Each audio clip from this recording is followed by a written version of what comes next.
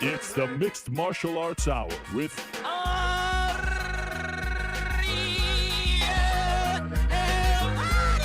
The Mixed Martial Arts Hour is back in your life on this Wednesday, July 20th, 2022. Hello again, everyone.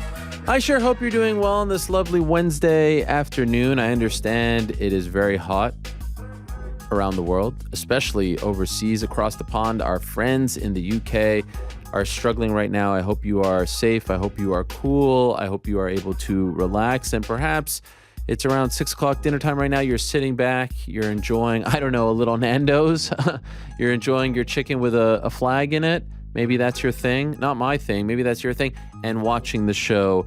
Obviously a big week in the UK, UFC returning to London town. We're going to talk a lot about that on today's program. Big card, great card, interesting main event. A lot to discuss and a tremendous lineup of guests as well. We love Wednesdays on this program. And of course, we're coming off massive news yesterday, UFC announcing it is going down. Forget The Last Dance. We're talking about Diaz's Last Stand, September 10th, Las Vegas, T-Mobile Arena, pay-per-view, main event, 5 rounds, 170. Nathan Diaz, a week removed from coming on this program, letting it all air out, telling the world how he feels, revealing his decision, the most talked about decision in sports since July of 2010 at the Boys and Girls Club in Greenwich, Connecticut. We know what happened then. Nathan Diaz revealing, that he did not want to resign. He had a tremendous offer on the table. He decided to move on, and it was massive news. And then a week later, we find out he is fighting Khamzat Chimaev on September 10th in his last fight of his UFC contract. Boy, do we have a lot to say about that. A lot to talk about there. I'm sure on the nose, there'll be a lot of questions, so perhaps I'll save my thoughts for that. Give me a couple hot tags. I got a few things to say about that, about how that went down, about people understanding now more of like the way this sport is run, the way the sausage is made. And I think that's actually very good and healthy. The fan base smartening up.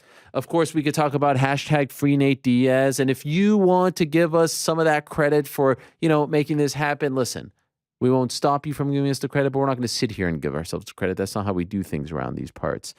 In the end, though, happy he's getting what he wants in that he said he'd take Khamzat. He said he would take Khamzat after the Gilbert Burns fight. And now we're finally going to get a conclusion to this saga that has been dragging on and on and on since last June, since like days after the Leon Edwards fight. Fascinating theater. It's going to be a fascinating 7 days in Las Vegas because, as we know, 7 days later, it's Triple G Canelo in the same venue. So what a stretch for Sin City, for the self-proclaimed fight capital of the world. So we're going to talk about Nathan Diaz, Khamzat Chimaev. What happens if Nathan somehow pulls off the upset? What happens if he loses? What happens if he loses and Jake Paul loses? What happens if Jake Paul wins and he loses? What happens if Jake Paul wins and Nathan wins? Oh my God, that would be insanity. There's a lot to discuss here. I'm looking forward to talking about all of that. And of course, London, busy weekend ahead in the world of MMA. Bellator in action this weekend. Invicta in action tonight.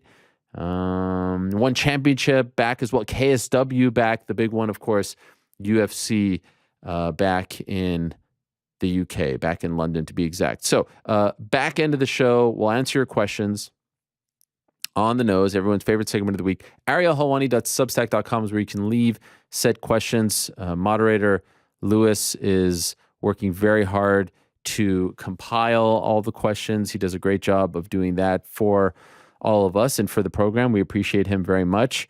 So stay tuned for that. Prior to that, we'll check in with GC, get his official picks for this weekend's tremendous card. It feels like a big deal, right? It feels like, a very solid card, dare I say, a pay-per-view level card, top to bottom, very deep, something for everyone. Each fight, I think, is of great interest. We're also going to do, for the first time, our first official MMA Hour parlay. Myself, GC, New York Rick, all picking one fighter combining it into a parlay, and we'll see how we do. Hopefully we all hit, and the gravy train rolls along.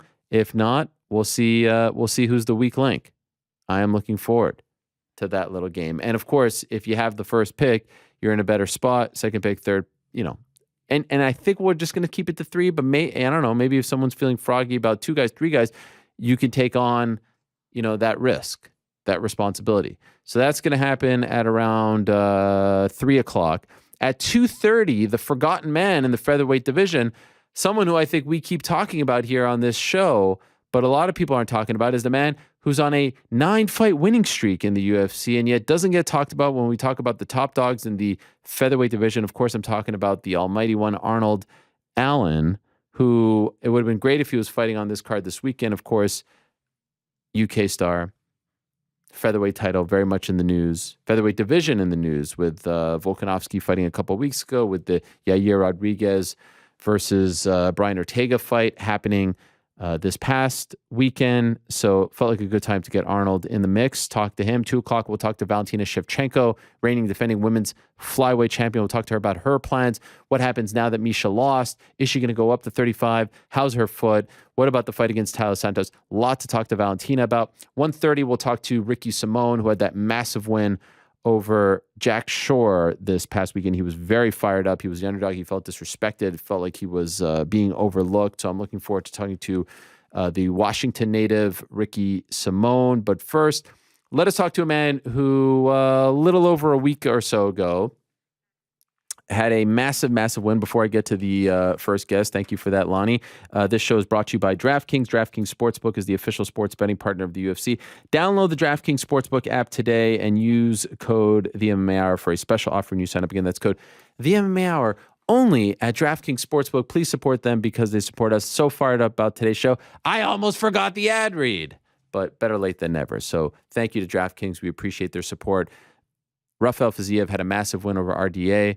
Huge win for him. Biggest win of his career in terms of notoriety, high profile, main event. Wanted to check in with him. We were hoping to talk to him last week, but then he had to go under the knife, so to speak. He's good enough, kind enough to join us. It's very late where he is, so let's not keep him waiting any longer. The man himself, Rafael Fiziev, kind enough to join us here. And we're also being joined by manager to the stars and also translator to the stars, Sayat, also on the Zoom machine. Hello, Rafael. How are you? Hey, what's up, bro? Good. Oh, great. Great. Well, thank you for doing this. I know it's late where you are right now in Thailand, so I appreciate it very much, and we won't keep you very long. And thank you, Sayat, for being here as well. You're welcome, man. Cool. Thank you for having us. All right, cool, guys. So first, I have to ask you, Rafael, how are you feeling? We saw the picture of you after your nose surgery. Didn't even know that you injured your nose in the fight. You look a lot better now. How are you feeling? I'm feeling great after surgery. Just a couple of days ago, to take off this shit from my nose after surgery. 5 days I can't sleep. Broken nose, that's real shit, man. And but now it's good, all good. Still has some beautiful eye. Yeah, it's okay. Now, when did you break the nose? I think this is first round, his first punch. Come on. First punch? Yeah, that's first left hand. Oh my gosh. And you could tell right away? Yes, because all fight I feel my nose is closed, like can't breathe, you know. Ultimately, you won the fight. You got to finish. Impressive. But do you think it affected you? Like, do you think if this didn't happen, you could have finished the fight earlier? No, it doesn't matter. It doesn't matter. Like, I don't know what happens if broke or no, or have or no, you know. It just happens, but this is what it is. That is crazy. So you fought another 4 or so rounds with a broken nose, and it didn't bother you all that much? Like, he's punching you, you're breathing, your cardio, all that, like, you don't feel like it affected you? No. I feel okay. Okay, wow. I feel okay. It's like I'm just after fight, like I feel like, my nose is broken. But in the fight I don't feel nothing. Okay. First time you break your nose? Yeah, first time. Wow. And what did they say about the surgery? All good, full recovery? Yeah, doctors say all good. Like after they say he say me like 1 month I can't use glasses, Huh. and this is sad because I like going to the beach with sunglasses, take a sun, But now I can't use sunglasses. Why not? Shit. Why can't you use sunglasses? I don't know. Doctors say cannot because it's pressure for nose. Oh, okay. And what about when you could start like sparring, getting punched in the face, things like that? Oh, I don't know, man. He just said don't use glasses 1 month. Wow. 1 month, and now when I can start like train, I don't know. It's sure like months also. Really? So is it possible that you won't fight again this year? Well, I hope. We'll see what happened with my nose. Last time when I make surgery for my knee surgery, like after 7 months, I ready to fight. But I'm quick, I'm like street dog. If I Yeah. have some injury, it's going off fast, and I hope this time the same. Okay. Overall, you look back on your performance, huge win over a veteran, very tough guy. Were you happy with, the fight that you had? Were you happy with what you did against RDA? Сачонский, да? Ну, в целом, отличное выступление. Доволен ли ты проведенным боем? Uh, yeah, I watched the fight after, and this is a first my fight. What I like, I really like this fight. What I do in this fight, how I follow my game plan, how I listen my corners, and all this stuff. And this is first fight in my career. What I like. This is the first fight of your career that you like? Yeah. All the other ones you didn't like? No, many, many, many moments I don't like. Wow. This fight, many, many moments I like. You know what I do. Oh, what did you like about the fight? Could you tell us a few moments that you like about it? You mean what I like? Yeah. What did you like about it? Yeah, I like how I control my how to say in English, how to explain it. How I control my emotions, Mm. how I save the distance, what I need distance, how I don't panic in the cage when he pressure me. When he tried to take my back, I don't panic. And also I don't give him a lot of takedowns, just one. And yeah, I have still a couple moments what I don't like because he broke my nose. Yeah. But this how I save distance, and how I attack him. This I like. This first time I like. First big, fight for you as far as main event, headliner against the legend. Did you feel nervous before it? No, I feel nice because I like it. I really feel nice because this is why I'm here. Why I'm in the UFC. This is my dream, and now his dream coming to real, and I'm happy. So I'm just nervous, but about 5 rounds. I'm just not nervous about this. Oh, interesting. But now you're probably not nervous anymore, right? Because you did it. Yeah, I hope. But did you feel? He's lying. He's always nervous, Ariel. He's lying. He's always nervous, Ariel. Man. You want I tell you some stories? Please. Some small story about small pussy inside of me. Please go ahead. What did you do? You throw up? Because always before fight, I have like small pussy inside of me, And before fights, they start to talk, oh, you lost, oh, this guy knocked you out, oh, this guy is smashing you, all this. And when I go into the cage, this pussy like going off, and I ask like, hey, where are you? You want to talk now? And this pussy like go like Как сказать совет, она типа убегает, бежит от меня до следующего боя.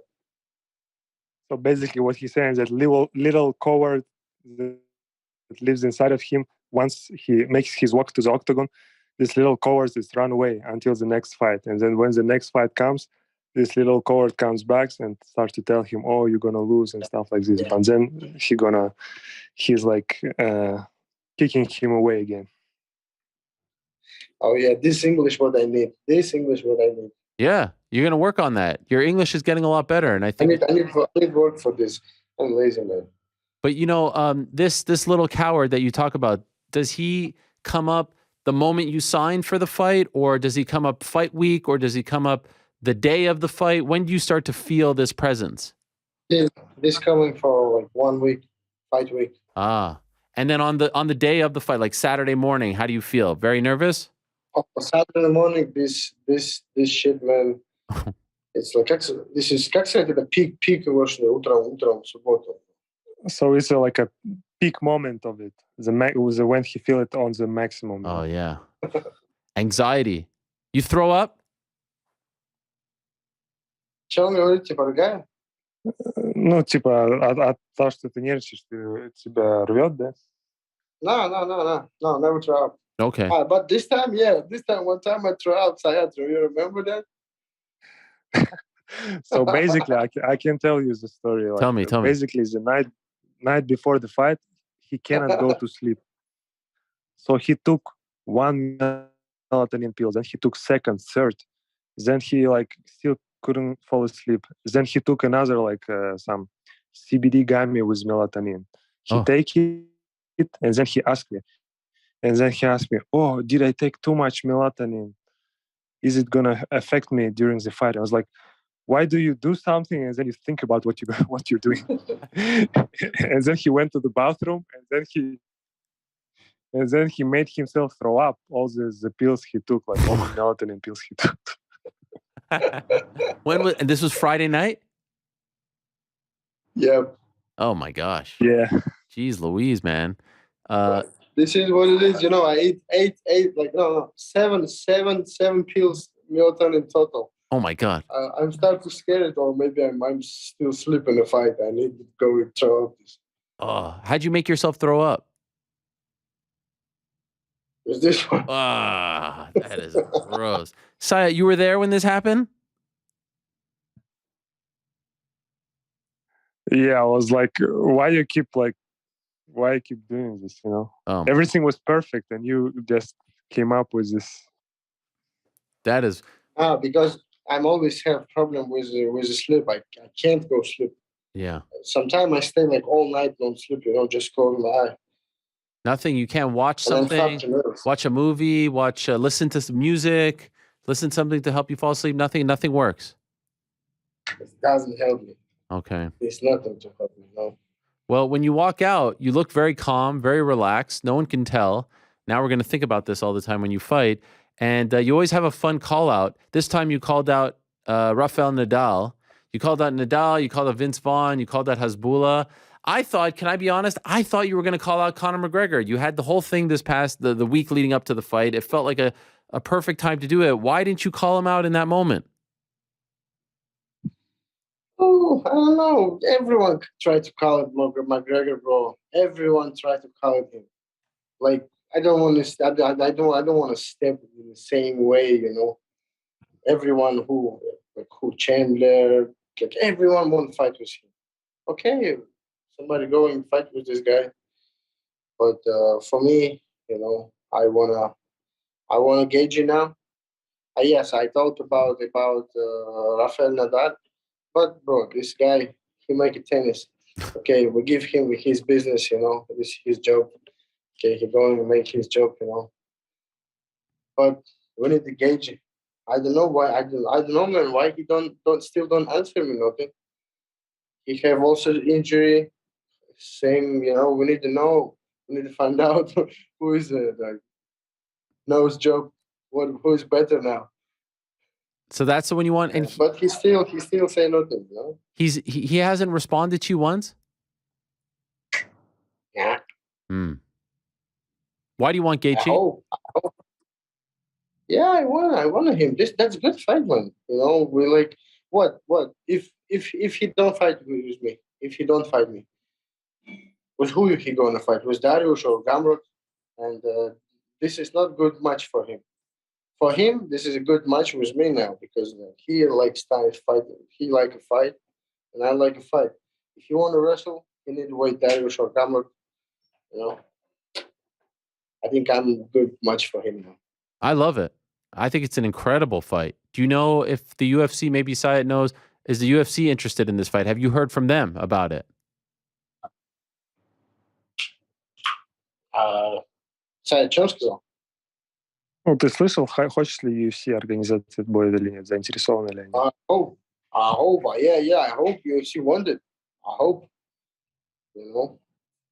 I think it's just too soon, you know, too soon. Too soon. Because they both got off surgery, so it depends on when both of them can come back. Right. But it's like potentially it's fight of the year, you know, this kind of fight. Stylistically, it's fan friendly, so why not?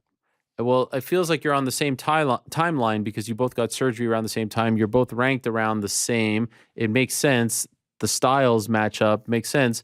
And I feel like for you, after this one, after RDA, there's like two more wins and you're in the title picture. Would you agree with that? Yeah, man. I hope like I win the Gage, and after win the Gage, I'm really close. Yeah. Really, really close for this, you know. Now change Makhachev with Oliveira now. Yeah. In Abu Dhabi. Yeah. And if I fight with this guy, yeah, that's really good. Who do you think wins really that? Close. Who do you think wins that one? Oh, well, always have one. Always have just one way. I win or my opponent lost. No, but who do you think wins, Charles Oliveira or Islam Makhachev? I'm gonna have this. I think Makhachev. Yeah. I think Makhachev win because he have good control on the top. You know, I think he have more chance. I will see. And how would you feel if after that fight, Alexander Volkanovski goes to 55 and fights for the belt? How I feel? Yeah. That I feel nice, bro. Like he's beat everyone in his division, and now he wanna go to 155, and if he win the belt, we have one more legend. Like same time champion in 145 and 155. But yeah, he want to take my gold. That's why I'm sad. That's not good when somebody won't take my gold. By the way, since I'm asking you these things, what do you think? Nathan Diaz or Khamzat Chimaev? I think Chimaev. You think Chimaev? No chance, Diaz? I think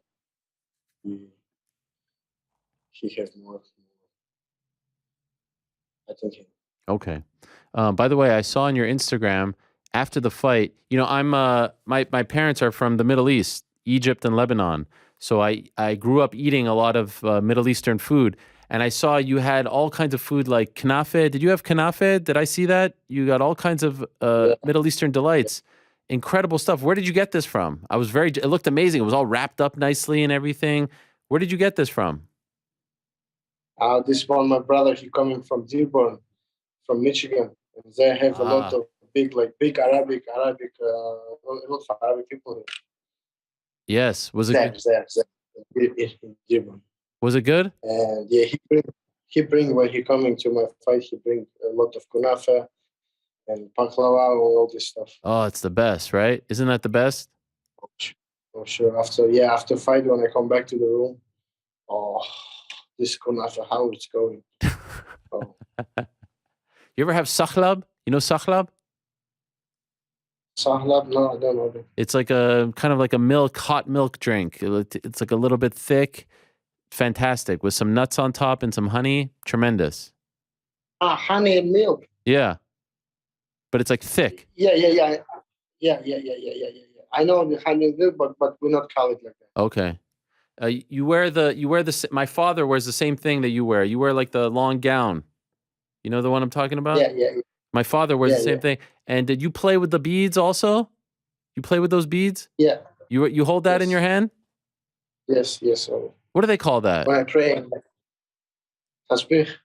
Tasbih. Okay. Now, but so would you fight? You don't do you fight during Ramadan? Do you train during Ramadan? Yeah, I'm trained. I'm just training Ramadan. But would you Just take one time a day? would you take a fight? Good. No, I want to fasting in Ramadan. Ramadan for me is like, Yeah. I want fasting, but I know we have a business, but I try always fight before Ramadan or after Ramadan. I try always, and when we talk with Syed, like I ask him always, okay, we need to fight before Ramadan or after, Yeah. because in Ramadan I need to. It's hard. You can't drink during the day. You can't eat during the day. No, in Thailand it's okay because like we eat like close like 5:30 a.m. and we start to eat like 6:30 p.m. Okay. It's not too much. Okay. And so now Thailand is your home, right? That's where you live full time? Yeah, no, yeah, last 6 years. It's a good life for you there. You like it there? Yeah. Thailand is good place. Well, it seems like everything's going well for you. You seem to be in a good spot. By the way, who comes up with the call outs? Is it you or is it Syed? Is it Danny? Who is it with the Hasbullah and Vince Vaughn? Who's the brain behind all of these? Oh, bro, we have one big brain because we're a team, brother. The Ruby brain. That's what you guys. It's one big Ruby brain. Yep. I like it. Just do me a favor. Next time, no melatonin, okay? Because that could really mess you up. Maybe you don't win the fight if you don't throw up. It worked, right? The throw up? Maybe. Who know, bro? Who know? But I throw up this time. Good. But I never more use this. Yeah, don't do that. Don't do that. All right. Well, congratulations on the win. I hope you make a full recovery. The nose is a very sensitive part of the body, so you have to take care of it. I know. Look at this nose. I have one punch, explosion. You see this nose? Massive. See that? That's why I take good care of This it. is legendary nose, bro. The what nose? Legendary nose. Oh, legendary. Legendary. Yes. Thank you. I appreciate that. Thank you, my friend. Congrats. Feel better. Salam alaikum, my brother. Walaikum salam. Thank you, man. Saya, thank you as well. Yeah, take care. Yeah. All right, take care, guys. There he is, Rafael Fiziev, one of the top contenders at 155 pounds. I would love to see that fight between him and Justin Gaethje. Would make sense. Fiziev 7 now, Dariush 6, Chandler 5. I mean, it's only big fights from here on out, right? You get past RDA, and RDA, I don't want to suggest that he's some kind of gatekeeper, if you will, but you get past RDA, and now all of a sudden you're a player. He got past him. Flying colors. He's a player. I'm really curious to see what they do at the top of the 55 rankings. Spoke yesterday about Dustin Poirier. Felt like he kind of got the raw end of the whole deal here. They strung him along, waiting to see what would happen with Nathan. This is the bottom line, and we'll get more into this, I'm sure, on the On the Nose segment. But if Diaz would have re-signed, they would have booked Dustin versus Diaz. No problem. No questions asked. Because he wasn't going to resign, that fight wasn't even considered. That just tells you how they were viewing all of this. Oh, we'll give you even matchup or a somewhat, I don't know, if you want to call it a more winnable fight. Not to suggest Dustin's like a cakewalk by any stretch. Curious to see like how he would view that. But nevertheless, they don't offer it because he's not re-signing. And now it's Diaz versus Chimaev, and Poirier, who hasn't fought since December, who has been ready to go. Remember, he came on the Wednesday after that fight against Charles Oliveira, saying he would be willing to fight Diaz in January. That's how long this has been going on. And now he's left with no one. So we know that Charles and Islam are going to fight each other on October 22nd. We know that Gaethje's out for some time. Gaethje-Poirier could make sense, I guess. They fought many moons ago. Love Gaethje versus Fiziev. How does that fight not deliver? Dustin's 2, Gaethje 3, Islam 4. I'd like to see Dustin versus Chandler. That's the fight to make right now. Put it at MSG. I don't know if they'd be down to fight in Abu Dhabi, but I'd love to see it happen. They've got the history. They've got the run-ins. They've got the bad blood. They've got everything. Everything that you want. Plus, there's no one really... I mean, I know that Chandler wants to fight McGregor. McGregor isn't coming back this year. I'd be shocked if he comes back this year. It would be an absolute shocking turn of events. Early next year, first quarter, 2023, sure. So then who else is out there? And then, of course, the odd man out is Beneil. And I know that the UFC would love to have Beneil fight Dustin in Abu Dhabi. I don't know if Dustin is doing that. I don't know if he's going to Abu Dhabi to fight Beneil Dariush. He's already been to Abu Dhabi. Didn't really go his way. I don't know if he's going to do that again. But it's interesting to see how it plays out. I feel like Fiziev and Gaethje are on the same, timeline now, and I feel like that fight would make a lot of sense. So if it was up to me, I just don't know what to do with Beneil. That's the big question. Charles Islam, Dustin Chandler, Gaethje Fiziev, Beneil Mateus. I mean, Mateus is 9 now. You feel for Beneil. He was supposed to fight Islam in a presumed number one contender fight, and now the injury kind of set him back. So interesting times at 55. Interesting times at 35 as well. We had a massive fight this past weekend on Long Island. We talked a lot about the Jack Shore versus Ricky Simone fight. Talked about how it should have been in London. Talked about how it should have been on the main card. All this stuff and more. In the end, didn't really matter. And in the end, it was a massive win for Ricky Simone, handing Jack Shore his very first pro loss. Wanted to have Ricky on to talk about the win and where he goes from here. He's on some kind of a roll as well. He's on a very impressive winning streak. He joins us right now via the magic of Zoom. Let us say hello to Ricky Simone. Hello, Ricky. How are you? What's going on, Ariel? Good to be on, man. Thanks for having me. Oh, it's a pleasure to talk to you, my friend, and congratulations on the big win. We were talking a lot about this fight, and I felt like, honestly, both of you were being disrespected a little bit. I thought this fight should have happened this weekend in England because he's so popular over there and because it would have felt like a bigger deal. It was on the prelims instead, on Long Island, blah, blah, blah, blah, blah. We've gone over this 100 times. And I know you were asked about this afterwards, and you're like, I didn't care, and, I don't care if I give him his first loss or his third loss, all that. But really, you didn't feel like this fight should have been given a little more love, and especially with the London card the next week, you didn't think that it was a little weird that you guys were fighting in New York? Honestly, I kind of want to take credit for it not happening in London. I know he was super popular in London. I know he wanted to fight in London. And I think this card was originally supposed to be in Vegas before it got switched to Long Island. And I was like, Nate, I'm ranked higher than him. I feel like I'm fighting back. I thought I should have fought someone in the top 10. So I'm like, all right, if I'm going to fight someone right behind me, a kid who I didn't feel like deserved it, make him come to fight me over here. I'm not going to go fight him on his home turf where he's going to be more popular and get a bigger pop. I like it. So you flex those muscles and they listen to you. Well, I tried. I like to think I did. Yeah. No, I mean, look, but it worked. It worked. So yeah. Were you even aware of him when you were offered him originally? Oh, of course. Of course I was aware of him. Yeah. I don't want to discredit him by saying I didn't think he deserved that fight. But I just thought I deserved more. Not that he didn't. But I knew Jack Shore. I knew he was a tough kid. And there's so many tough guys waiting to get in the top 15 right now in the bantamweight division. I don't want to just sit here and be a gatekeeper for all those guys. I'm trying to prove up myself as well. Sure. Did you get in? I don't know how much you pay attention to all this stuff, but I'll say, I was hyping it up. I was saying that he deserved more respect. All this. Did you see any of this chatter from the media, from the fans, and did any of it annoy you? Did you feel like you were being overlooked going into this fight? Yeah, I mean, my entire life is MMA. I've been a big fan of all the top MMA shows my entire life, basically. So I try to tune out Fight Week, but I was surprised. I'm like, everyone seemed to be. I was the underdog. Everyone's betting against me. And he has a big following with the JSA, so they were attacking me left and right, Oh, so I'm like, shit. I'm just gonna stay off social media. I'm gonna stay off social media for a little bit and just focus on this fight. Wow, they were coming after you? Oh yeah, they were. I mean, I always respect that though. I wish, maybe just because he has a whole country backing him, and the U.S. is so big, we don't have that kind of backing. But man, his fans are dope. The JSA was dope. They had his back, and they were definitely letting me know it. Super impressive performance, super impressive finish. Obviously you had great confidence. You knew that you felt you were the better fighter. You're high ranked. Anything surprise you about that fight? Like, did it go a little more your way than you were expecting? Did you think it would be 15 minutes? Anything come out of left field or surprise you about the way the fight unfolded?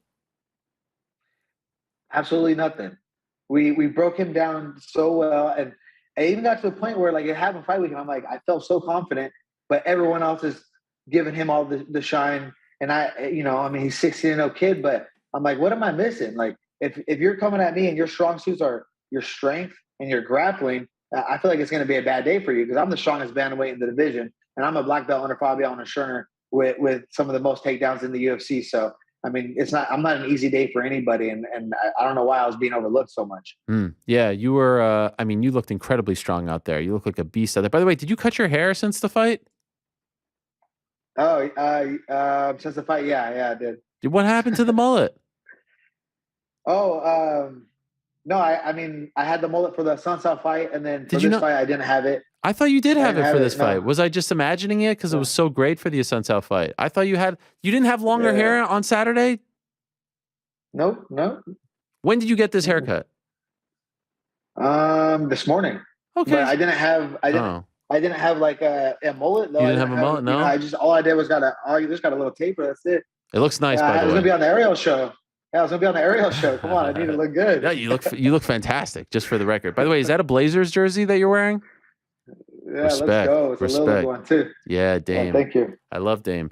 He's the man. Just re-signed with the Blazers as well. I loved it. You were fired up, and I thought when you got on the microphone after, I thought you were going to cut like this mad promo on everyone who was doubting. I was like, shoot, I'm about to get it here. Like, we're all about to get it. All the people who are doubting him. But you were kind of mild-mannered, and then you dropped the Sean O'Malley thing. But it felt like, I don't know, you're a chill guy too. Like, I thought you were going to come with some fire, but you were pretty chill afterwards. You were fired up like right after the fight, but on the microphone, I felt like you were mild-mannered. I was a little surprised by that, if I'm being honest. Yeah, I was yelling into the cameras about like the whole underdog situation, but and I was fired up about it. And I know my coaches wanted me to talk a little bit of shit, because he's like, Coach Oyama was like, how many of these media guys, how many of them had you as underdog? Tell them to stop doubting you. But I don't know. Maybe that's what I need to do so I stop getting overlooked, is, maybe talk a little bit more shit or do it, which I kind of do naturally, but when I fight, Yeah, no. Your fight speaks for itself. But then you had the great Sean O'Malley call out, which I loved. But then at the post-fight press conference, you're like, well, I don't care if he takes it or not. You got to stick to that call. What do you mean? You got to ram it down his throat. Why doesn't he fight you? Let's see what the rankings are right now. 135. I feel like, okay, so you are 11 and he's 13. You're going back. Why stick to that one? Yeah. Why'd you walk it back? Well, honestly, I don't know if there's truth to it, but I hear he might be scheduled. Oh. So after the call out, I'm like, all right, well, and I just don't think he'll take the fight either way. The fight's been offered after my last fight, after the Sunset knockout. I got offered, and you know how it works. Yeah, I can get offered. He might not get offered, whatever that means. But I got offered. I was getting offered that fight, and I was like, yes, every single time. Yeah, I want that fight. It's the biggest fight with the most amount of eyes and the least dangerous and the easiest fight, in my opinion. I think O'Malley's the easiest fight out of all the guys I could be fighting right now in the top 10. So that's why I want that fight. And I know that he has a big following. So I know that'd be, it'd be entertaining for the fans too. He's good at what he does, and I'm mean in there. So it'd be a great fight. But like I was saying already, I'm trying to move up. He's ranked 13th. I'm ranked 11th. So maybe I need to fight someone in the top 10 now. Easier fight than Jack Shore, you think? Oh yeah. Really? Oh yeah. Jack Shore was able to defend some of those takedowns. Oh, you see how skinny O'Malley's hips are? The friggin' little skinny legs. I'm gonna wrap my arms around his legs. I'm gonna carry him around just like I did Jack, who's way better grappler. I'm gonna slap him on his head so bad. Damn. What'd you think of his last fight against Pedro Munoz? How it was going, obviously. I kind of imagine it going like that because Sean's such like a big counter striker, and he had a big reach advantage. And I just thought Pedro was going to be able to kick his legs. I thought maybe he'd be able to get in and do a little bit more, but all he really did was leg strikes. Boring. It was pretty boring and like kind of a letdown as well. Like I was probably most excited for that fight, especially because it being in my weight class. And I thought Sean first really big test, in my opinion, and it went that way. It's kind of boring, lackluster finish. Do you think he lost the first round? I thought he lost the first round, and I think all the judges, for the most part, I think all the judges had him lose in the first round as well. By the way, I think you know this. I've been asking a lot of fighters recently about open scoring, and I saw your tweet. You say you're down with open scoring too, right? Yeah, that'd be sick. Let us know. What are we doing? I agree. Let's evolve. I agree.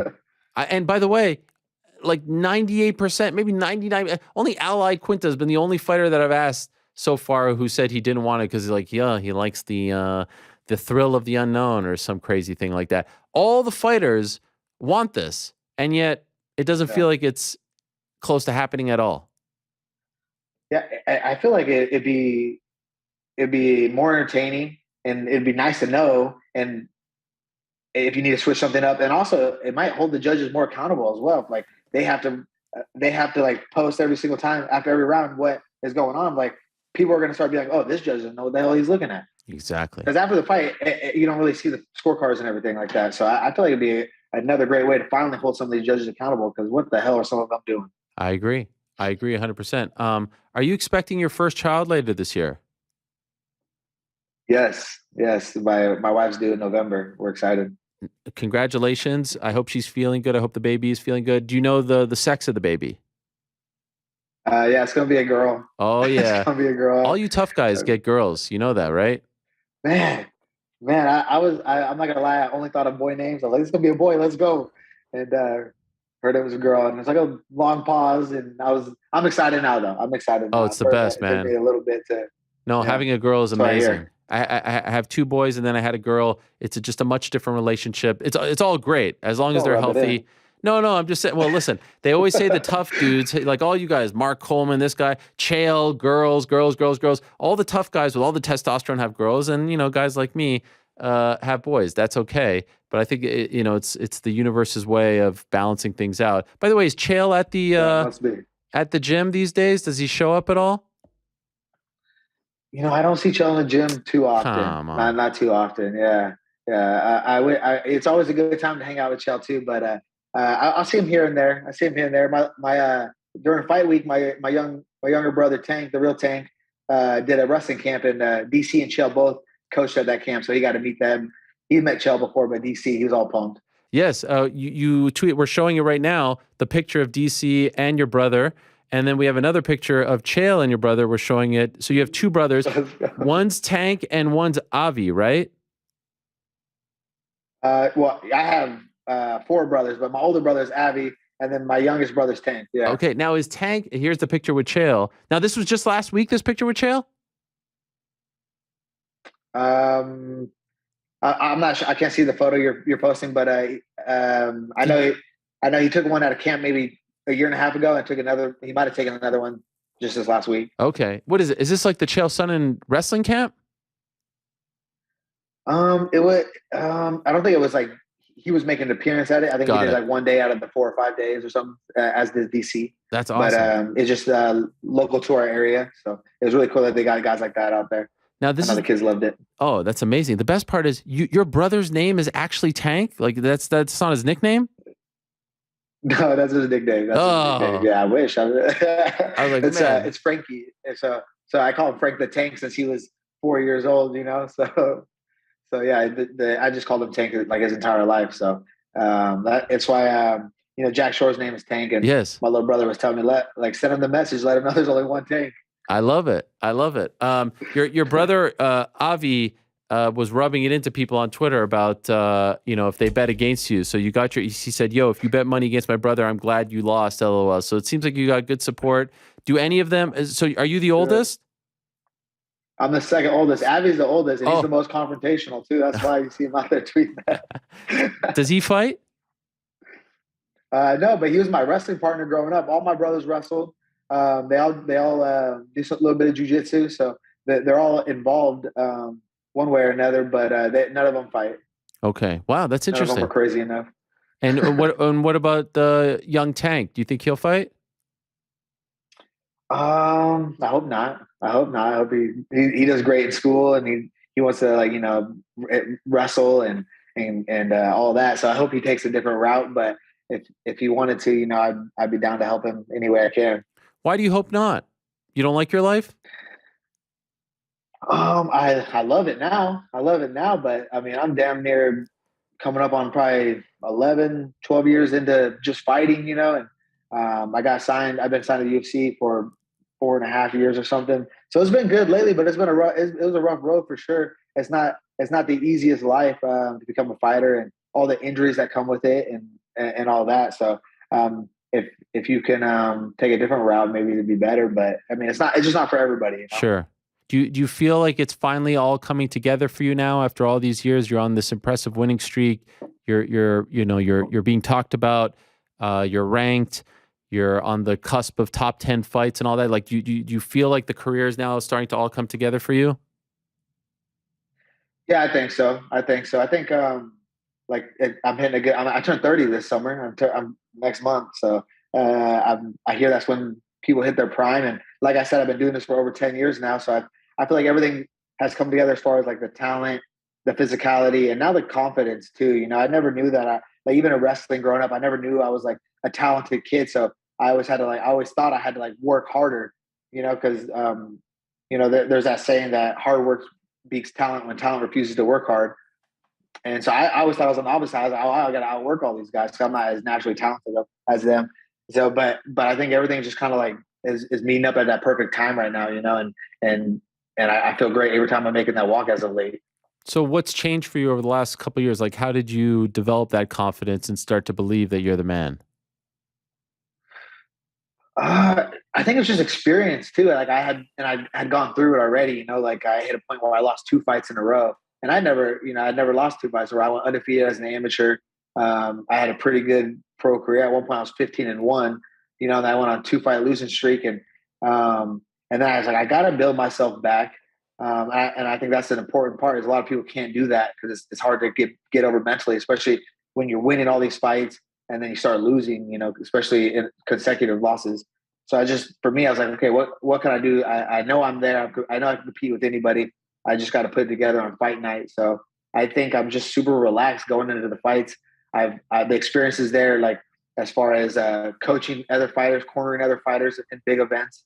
I mean, I cornered Tyson Nam in Russia when he knocked out Ali Bogotinov, and the crowd went crazy. I've been a part of some big fights. So I think just the experience and the confidence, everything's just neating up, and I feel really good when I make that walk now. Any injuries after this fight? Not after the fight, no. I mean, I think I only got hit maybe like once or twice. I felt great. But man, I was beat up going into this one. It's always something. I don't know. It's because I'm turning 30 or what, but I was feeling my body's like, you can still do this, right? You can still be the bully in there, but it's tough on the body and training. We train hard too. Yeah. Well, you tweeted a picture of your calf, but I don't think you said which fight this was from. So I wasn't sure if it was this past one or a recent one where it was like all messed up. I think we have the picture of it as well. Do you know what I'm talking about? And you were asking people, sorry, it wasn't your calf, your shin, excuse me, where there was like a huge thingy and then like your ankles. Yeah. What fight was that? That was the Uriah Faber fight. I landed one fucking kick in that fight. And my leg, and I had +1 my honeymoon for this fight. So I was walking around, I was limping around Mexico for a week. I went to the doctor at emergency room actually because it hurt so bad. I never really dealt with that kind of pain in my shin. And that lump stayed for like a good month until like the doctor finally like scalpeled it out and like drained all this, like, I don't even know what it was. But it was pretty painful, that one. Landed one kick on that. Damn. That's the worst part about it, I think, after these fights is like my shins. Like my worst fear is to freaking break my leg, like, these guys like Weidman, Silva, yeah. and Connor. Ugh, I'm always so scared of that. So whenever I get any injuries down there, I'm like, oh God, don't break, please. So that was the first of the 2 back-to-back losses. Then you fought Rob Font. You haven't lost since then. So you're on this amazing 5-fight winning streak against some top guys, like you said, Sun Tzu, Brian Kelleher, Ray Borg. After the second one, Did you feel like you needed to do some soul searching? Did you start to like really was that like the lowest point of your confidence? How did you feel after that second one? Yeah, I mean, yeah, definitely. I was just pissed because I knew there was a missing link. You know, I had like I had been working with a few striking coaches pretty consistently my entire career, and I kind of stopped working with them, and I was kind of like maybe trying to be my own head coach a little bit too much, I think. But that's when I was like, I gotta switch something up.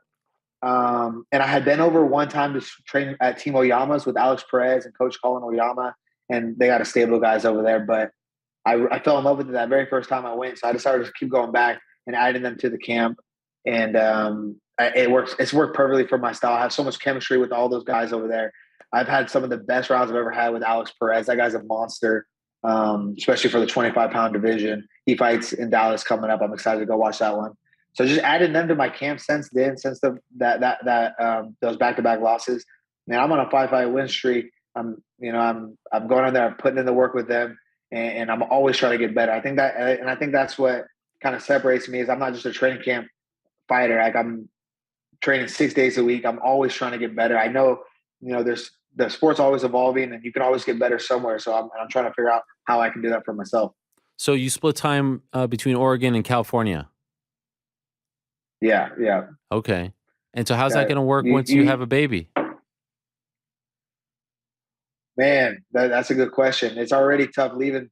So that's something that I'm gonna have to try to figure out too, because that is the toughest part of camp. I'm leaving for weeks on end. I'm leaving my wife, and especially this time around, she's pregnant. And I'm feeling bad for leaving her on her own. But it's nice that I'm in a place where I can fly her out. If I'm out of town or whatever, she can come stay with me and be there. She works remote too, so which is nice. But that's a good question. I also bring in. I train with Journey Newsome back home over here.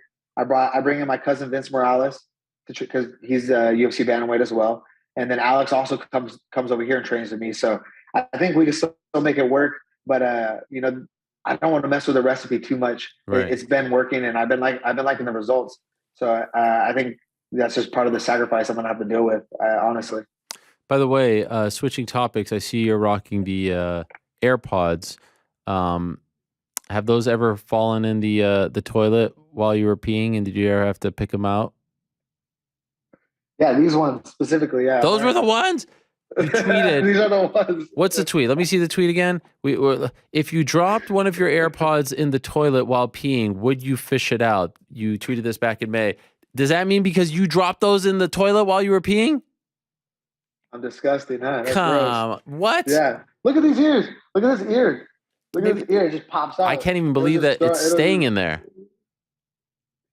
Yeah, it's gross, right? And so what? You were peeing and it popped out? Yeah.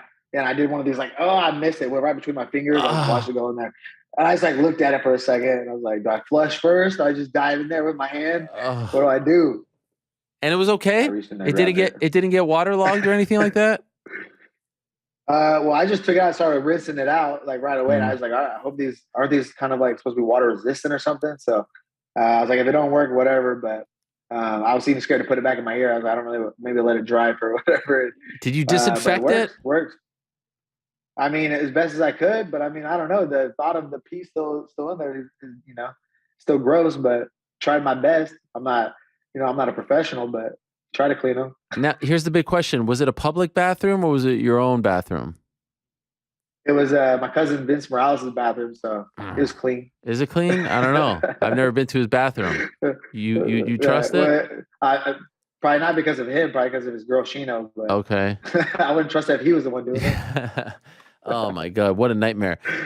My biggest nightmare is if my phone ever fell in there. I mean, you got to take it out, obviously, but what a nightmare, right? You got to use this pee-stained phone.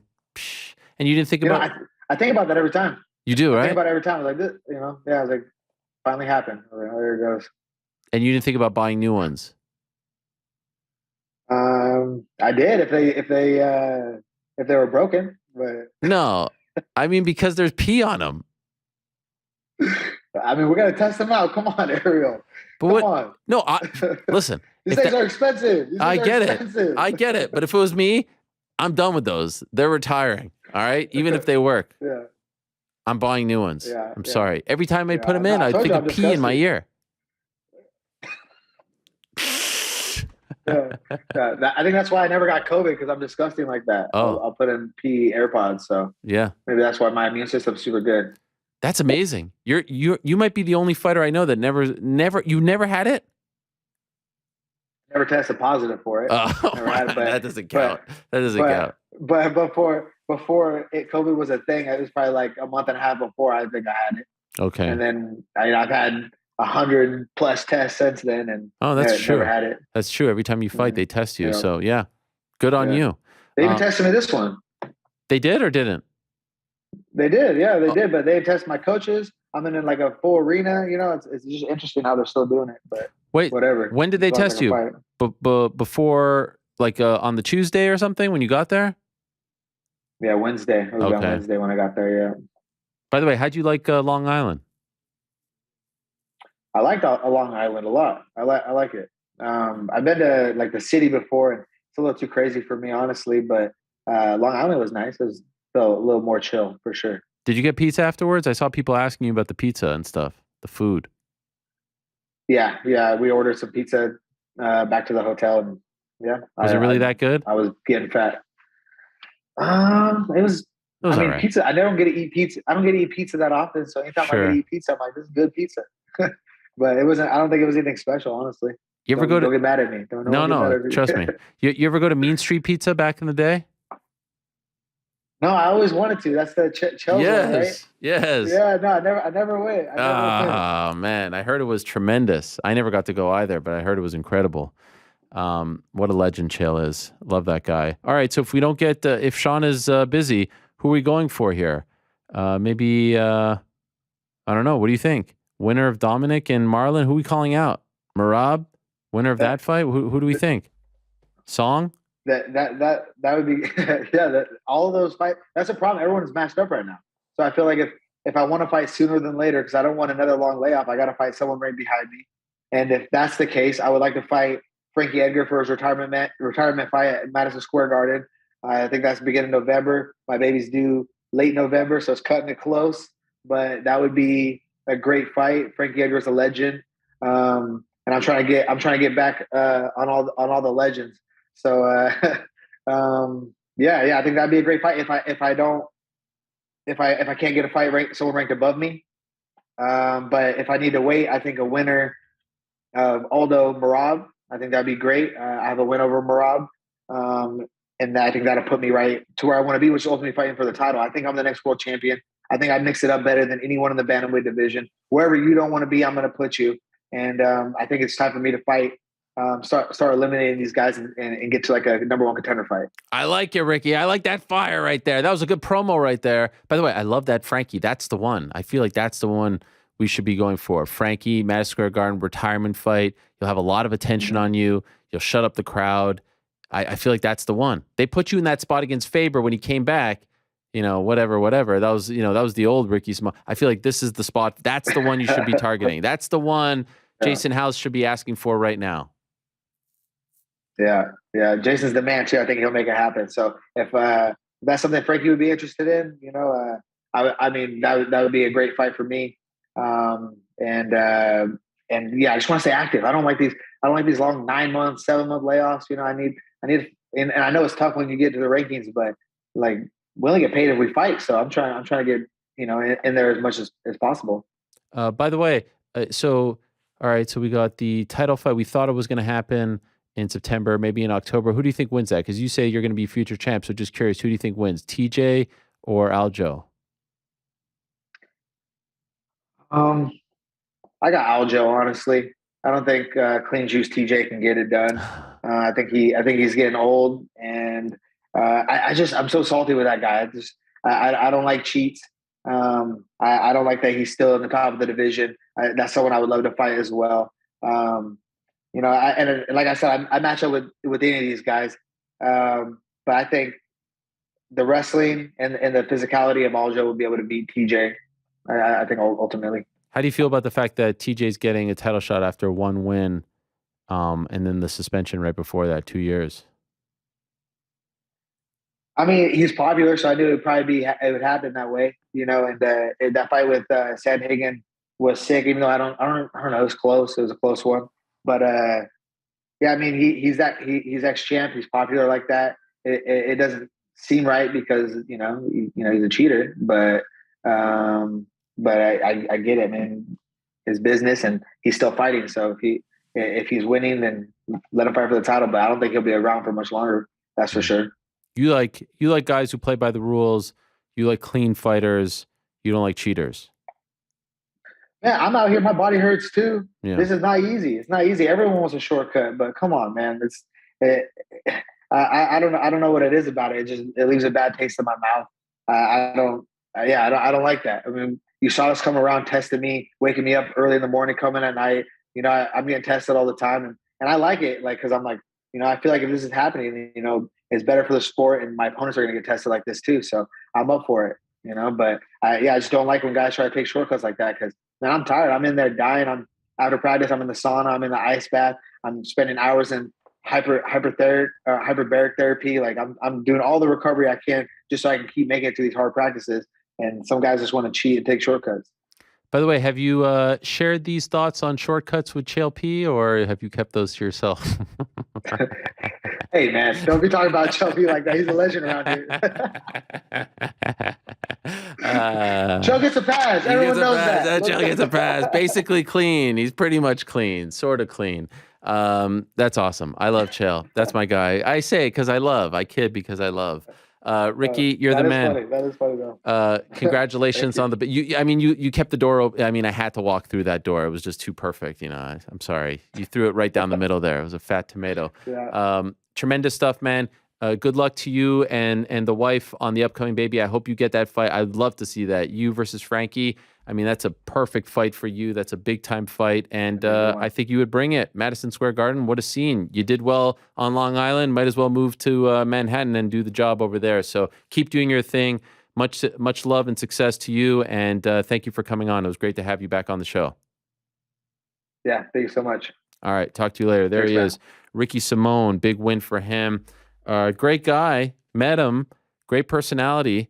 I enjoyed that very much. Massive win for him in the 135-pound division. All right. We could talk about that division with our next guest, of course, on the female side of things. I've been wanting to talk to Valentina Shevchenko for well over a month now, ever since her big win over Taila Santos, hard-fought victory in Singapore. She's kind enough to join us. She needs no introduction. She is the best pound-for-pound female fighter on the planet, one of the best fighters regardless of gender. She is the Bullet, Valentina Shevchenko. Kind of just, wow, look at this amazing backdrop here, Valentina. Thank you for the time. Appreciate it.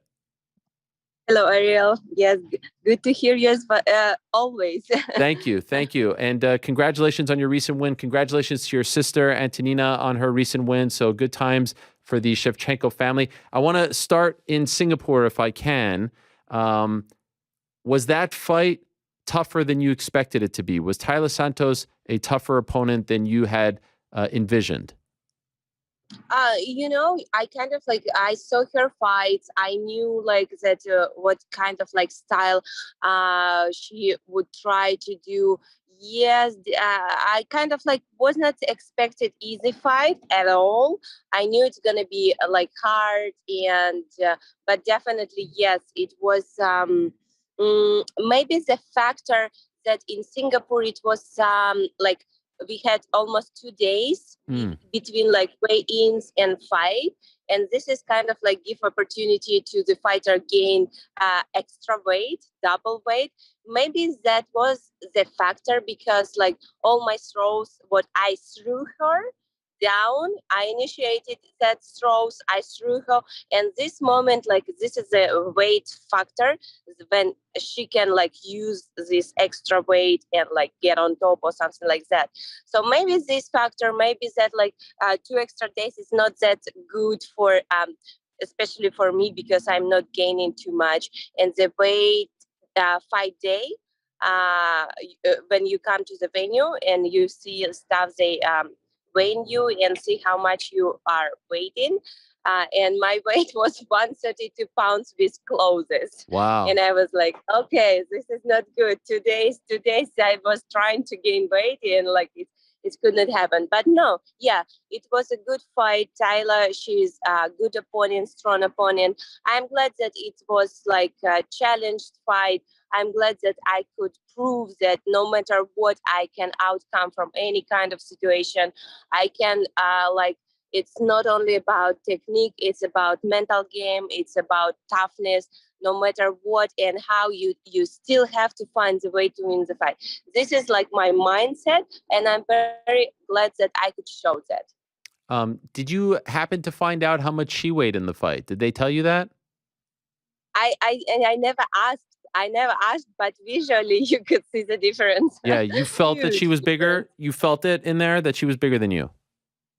Definitely, and everyone could see. And I, after I was reading a lot of comments, and everyone said like, "Oh my God, we cannot believe this is the same weight class." Right.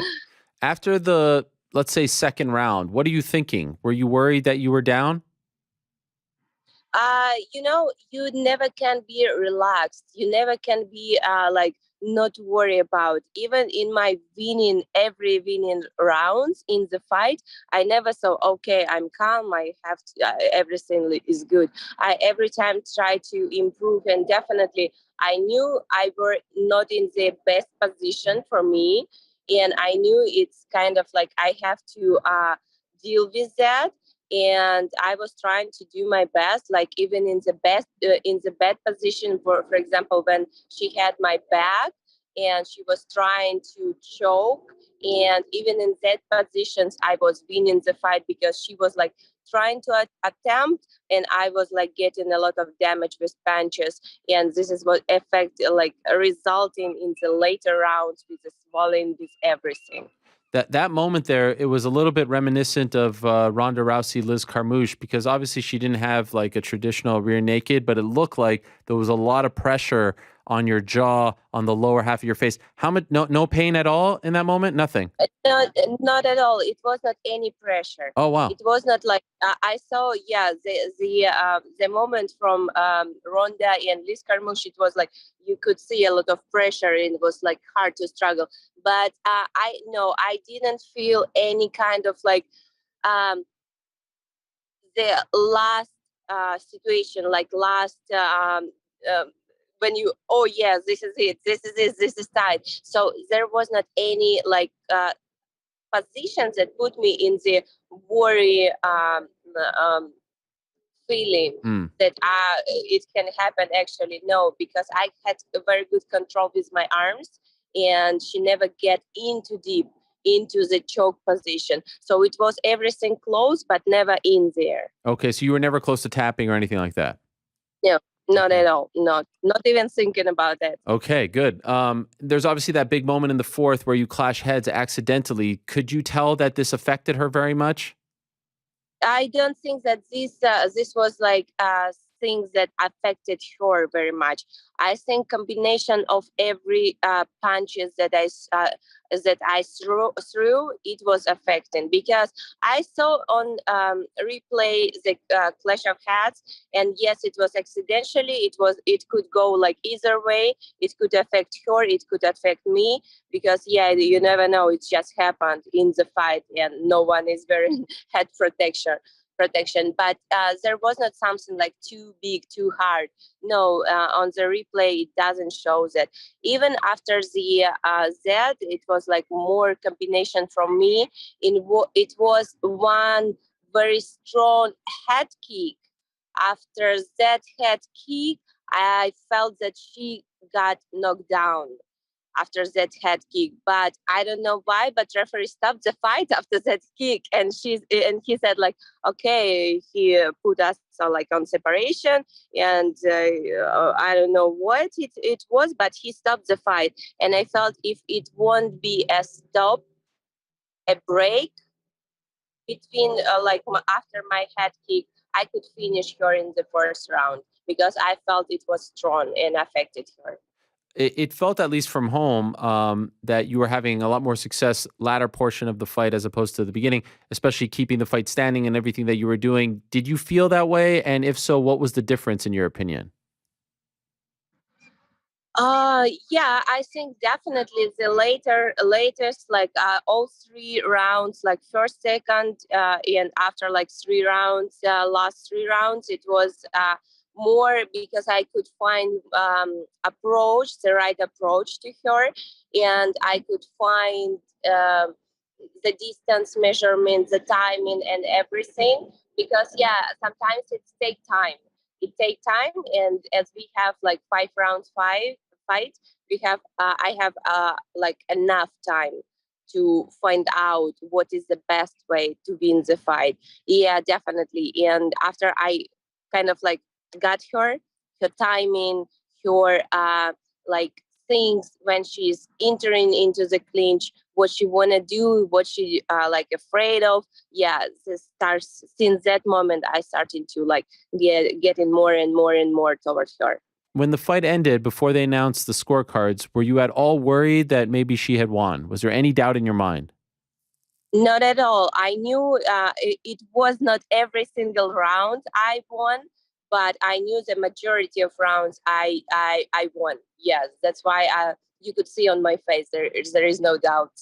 Afterwards, we didn't get the traditional dance from you, and you revealed in the press conference that your foot was hurting. So when did you injure your foot? Before the fight? Oh, it's happened, yes, before the fight, a week before the fight, and we already was in Singapore, and it kind of like I couldn't jump on this foot at all. So I when I kicked and I had my kick routine, I just couldn't do anything. And after like Heather Tara from UFC therapist, when they come with the UFC team, they started to fix me, and they was working hard all week, and I could able to like do stuff, but I still felt that it's kind of like hard to kick. It's painful, but in the fight, it's so much adrenaline you just don't feel. And this is me as a person. I never think like, okay, I'm hurt. Maybe I should avoid this kick. No, I just go there and I think, okay, I have to do everything I can and then deal with that. And after the fight, I definitely felt that it's very hard to walk. Wow, so you injured it while you were in Singapore. There wasn't an injury going into Singapore. It was while you were training out there. In Singapore, yes. Oh my. And what was it? Your ankle? Your foot? Like, what was the injury? Oh, it's a middle foot on top, like on top of the like right in the middle. Okay. And how does it feel now, a month and change later? I didn't train for a while. I had like a lot of anti-inflammatory, and I'm very glad it's not a fracture. Okay. So this is a good thing. So now it's everything fine. I'm running. I'm jumping. I'm not kicking yet, but I feel that it's fine. Did it affect your performance? I don't think so. Okay. No, I don't think so. Just curious, one It last. affected my in dance. Yes, we didn't get the dance. We were all wondering about the dance. What about fighting in the morning over there? Was that weird for you? I didn't feel any difference because inside the venue it's all dark and the same like feelings that we have like normally, and actually it feels the same. And I were done with all media and everything after fight. I were done about like 2-3 p.m. and I was like, oh my god, I cannot believe it's that early and still we can go out and eat some food in like good place. Because yeah, inside it felt the same. The difference what I could tell exactly, it's this like longer wait time between weigh-ins and the fight. This is different. And actually, I don't like that. I like the same what we have, like morning weigh-ins, like you have one day to eat, you fight Saturday. I don't like these 2 days of recovering weight because I don't cut weight that much. I don't need that time to recover my weight. Yeah, they did it. I think they were trying to like cater to the crowd here, the audience here. So they did a Friday night here, but yeah, it was very strange. And then you guys fought the following night, which was Sunday morning over there. So just very, very weird. After the fight, which is somewhat rare for you, you know, everyone always asks you what's next, who's next, this and that. And there's a lot of interesting things going on in your career because there's 35, 25. You mentioned Miesha Tate and Lauren Murphy. And you said if Miesha Tate won, you thought that that would be a big pay-per-view fight. If Lauren Murphy won, interesting, but maybe not a rematch just yet. Well, we had the fight last weekend. That's part of the reason why I wanted to have you on now. And Miesha Tate did not win. Did you watch the fight, and were you surprised by the result? I didn't watch the fight. I know the results, and it was a lot of damage on face of Miesha Tate. But this is kind of like real proof how hard and how strong flyweight division by itself, because Lauren Murphy, contender, like fighter, and she just beat former UFC bantamweight champion. And this is like real proof. What else you can see, right? And from other side, I feel like, yes, I was thinking it would be a good fight against Miesha, but she didn't win. And it's impossible to have that fight. And yeah, I don't know, because one thing you can make weight, but another thing that you have to fight and in the fight. And what you have to do, the real job is not make weight, it's win the fight. And this is hard. Sometimes like people can say, oh yeah, I will win that. But it's not that easy because you have real opponent, real other fighter who want to beat you. And it's not easy. No, yeah. Were you disappointed when you saw the result? Because it seemed like you were really interested in fighting her, no? No, not at all. Not at all. I knew it's not a fairy tale or something like that. We cannot like create history, like create like story or interest before the fight and then like, boom, magically have some winner or other. It's a life. It's a real life. I know that Lauren, she is very strong and like physically, mentally tough opponent. It will be very hard to win her. But in the same moment, I thought, if Miesha can do that, it's gonna be real. Like why she has to fight for the title next, but she didn't, and no more questions. There is no discussions about that. So since your fight against Tyla, I've heard from several of the flyweight fighters, Miesha, Macy Barber, Tyla, Casey O'Neill. They say, oh, now the blueprint is out as to how to beat Valentina. Now we know, like Miesha came on my show and she was very confident. Oh, I want that fight now so much. I have so much more confidence now. I saw what Tyla did. I could do more. Obviously, it's not going to really work out. When you hear this stuff, how do you feel?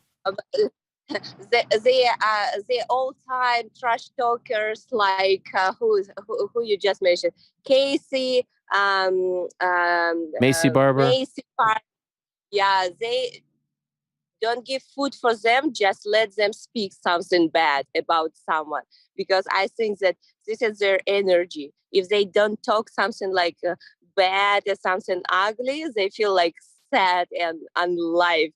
So this is why I feel they felt that they have to say something. Yeah, definitely, they have to say something, because for example, Macy she came back from her injury. Casey, she doesn't have much to do, just to speak, because she's injured and recovered.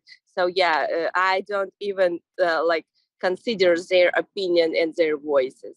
That's fair. The idea that the blueprint is out on how to beat Valentina now, when you hear this, what do you think? I think that it's the same that it was before.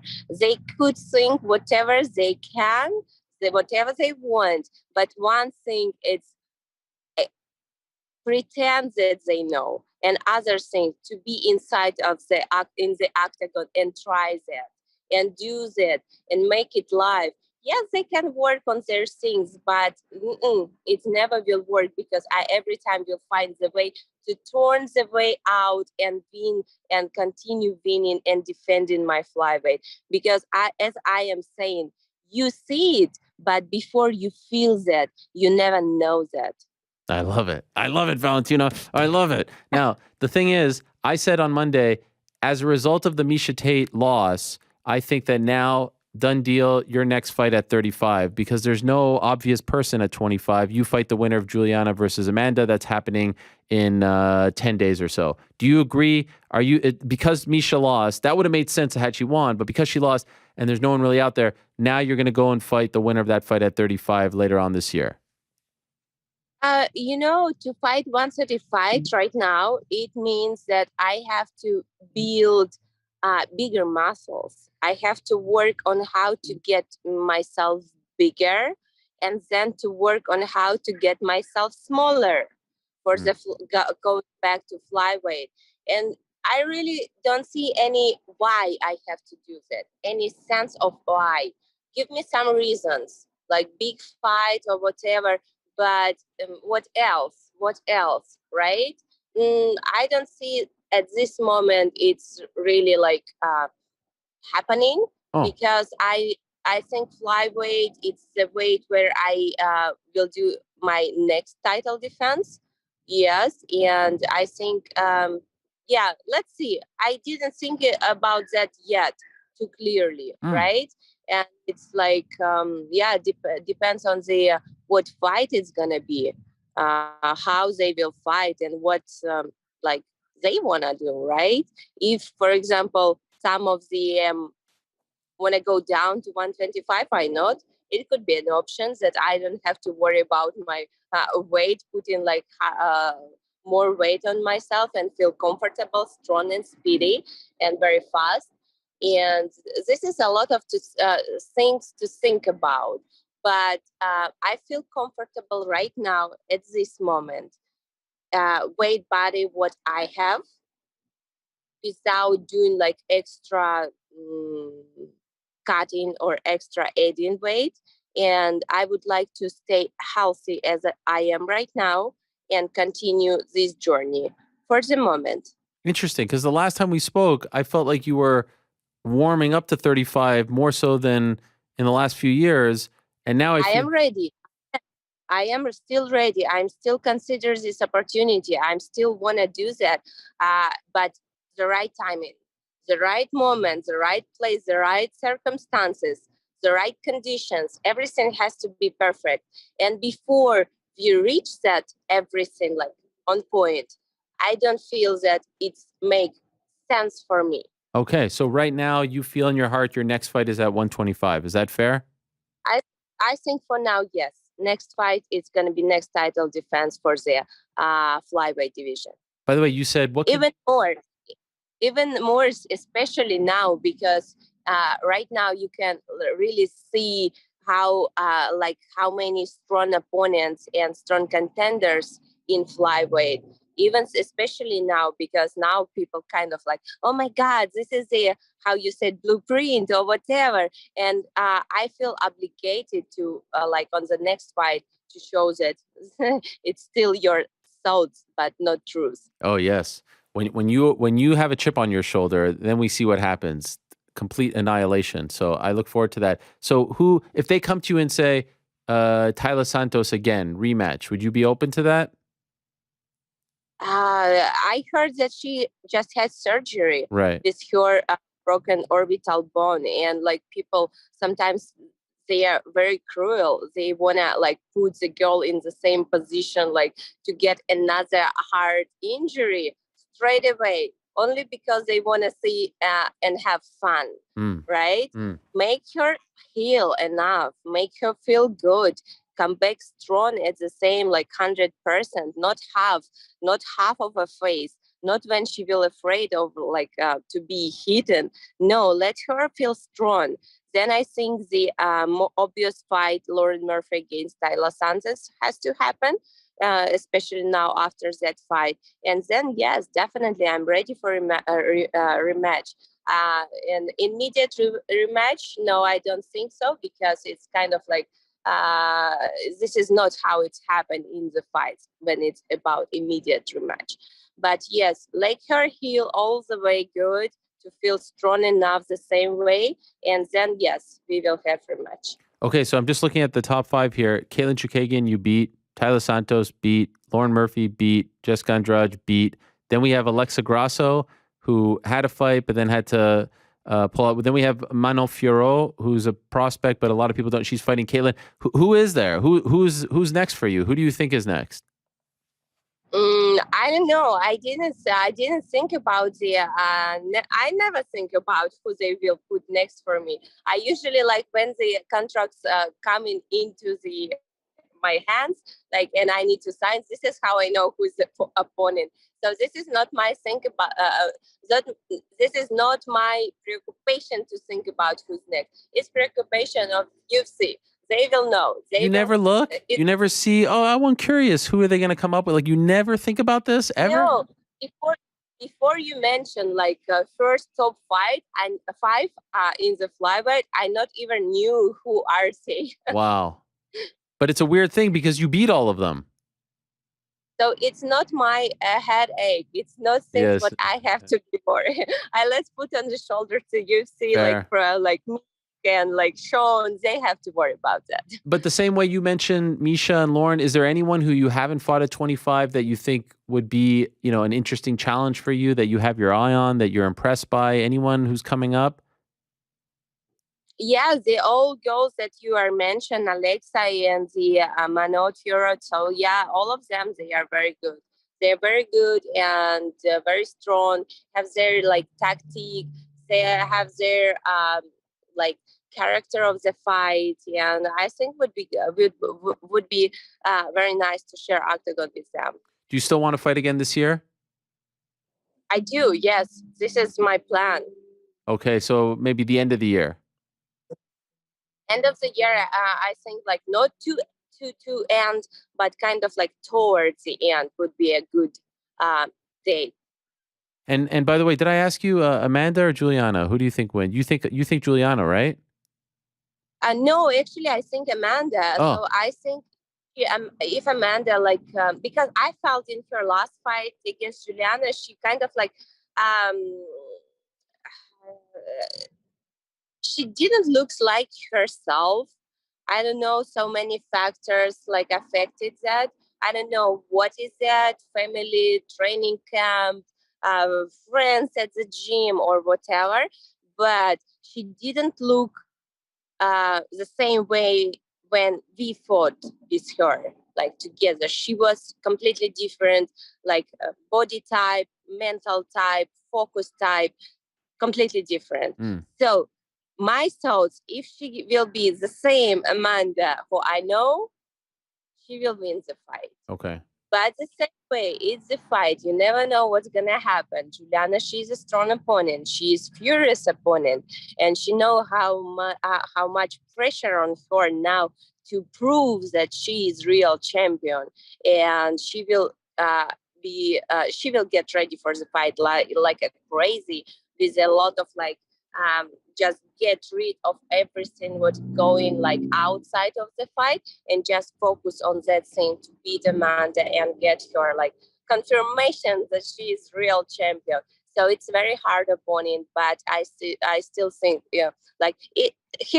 this is a lot of if. Right. If that happen, it will be this result. If that happen, it's gonna be like, and it's a lot of if. So let's see. Let's not. Yeah. We can say whatever we can say, but the fight, it's real, and it will show who's the best. Okay, and last thing for you, you mentioned like they have to kind of entice you to go up if they want to. What about if they up the money? Is that enticing enough for you? Like if they say we're going to pay you more, is that what you were referring to? This is like one of the all the circumstances, all the details, what have to be perfect. This is all like all together. Yeah, it's a lot of things to make it perfect, right? And this is one of that. Okay. I love it. Valentina, you've come a long way. Your confidence in these interviews and to talk about yourself and that you're, the top dog and that all these people talking smack. I love how far you have come as your confidence grows as a personality, as a fighter as well. You've really come a long way. So much respect to you, Valentina. Congratulations on the win, on your success. Congrats to your sister as well. And I'm very curious to see who they come up with. You say you don't look at it. I don't know if I believe that you don't look at it, but I'll take your word for it. It's true. Believe me, Ariel. I don't. before I get a message like from Mick or my manager, like, Valentina, they offer you this date, this fighter. Are you agree or no? Before that, I never look at it. Right now, I'm Amazing. on travel. I'm on like traveling, driving my truck. Will like soon go in boating. So it's everything I think about, and still like be in the shape, maintain my form to be ready for the time when I have to defend my belts. This is everything what I have to worry about right now. Fair enough. I appreciate you doing this on vacation as well. Thank you so much, and we'll talk to you soon. Always a pleasure, Valentina. Thank you. Thank you, Ariel. All right. Good day, bye. You too. There she is, the great Valentina Shevchenko, #1 pound for pound in the UFC's women's weight classes. Tremendous stuff, and she really has come a long way as far as just her personality, talking about the blueprint and this and that. She ain't take no shit from nobody. And by the way, it feels like every time we doubt her, every time we say, oh, the blueprint is there, she comes back in a very big way. This has happened in the past. Remember, it was the Jennifer Maia fight. Everyone's like, oh, the blueprint's out. And then next fight, Jessica Andrade. And then Lauren Murphy and Tyler Santos. But yeah, this is part of the byproduct of success is the fact that sometimes you run out of people. Although, let me see something here, if I can, just really quickly. I really feel like it comes down to Macy Barber and Alexa Grasso. I mean, I don't see anything.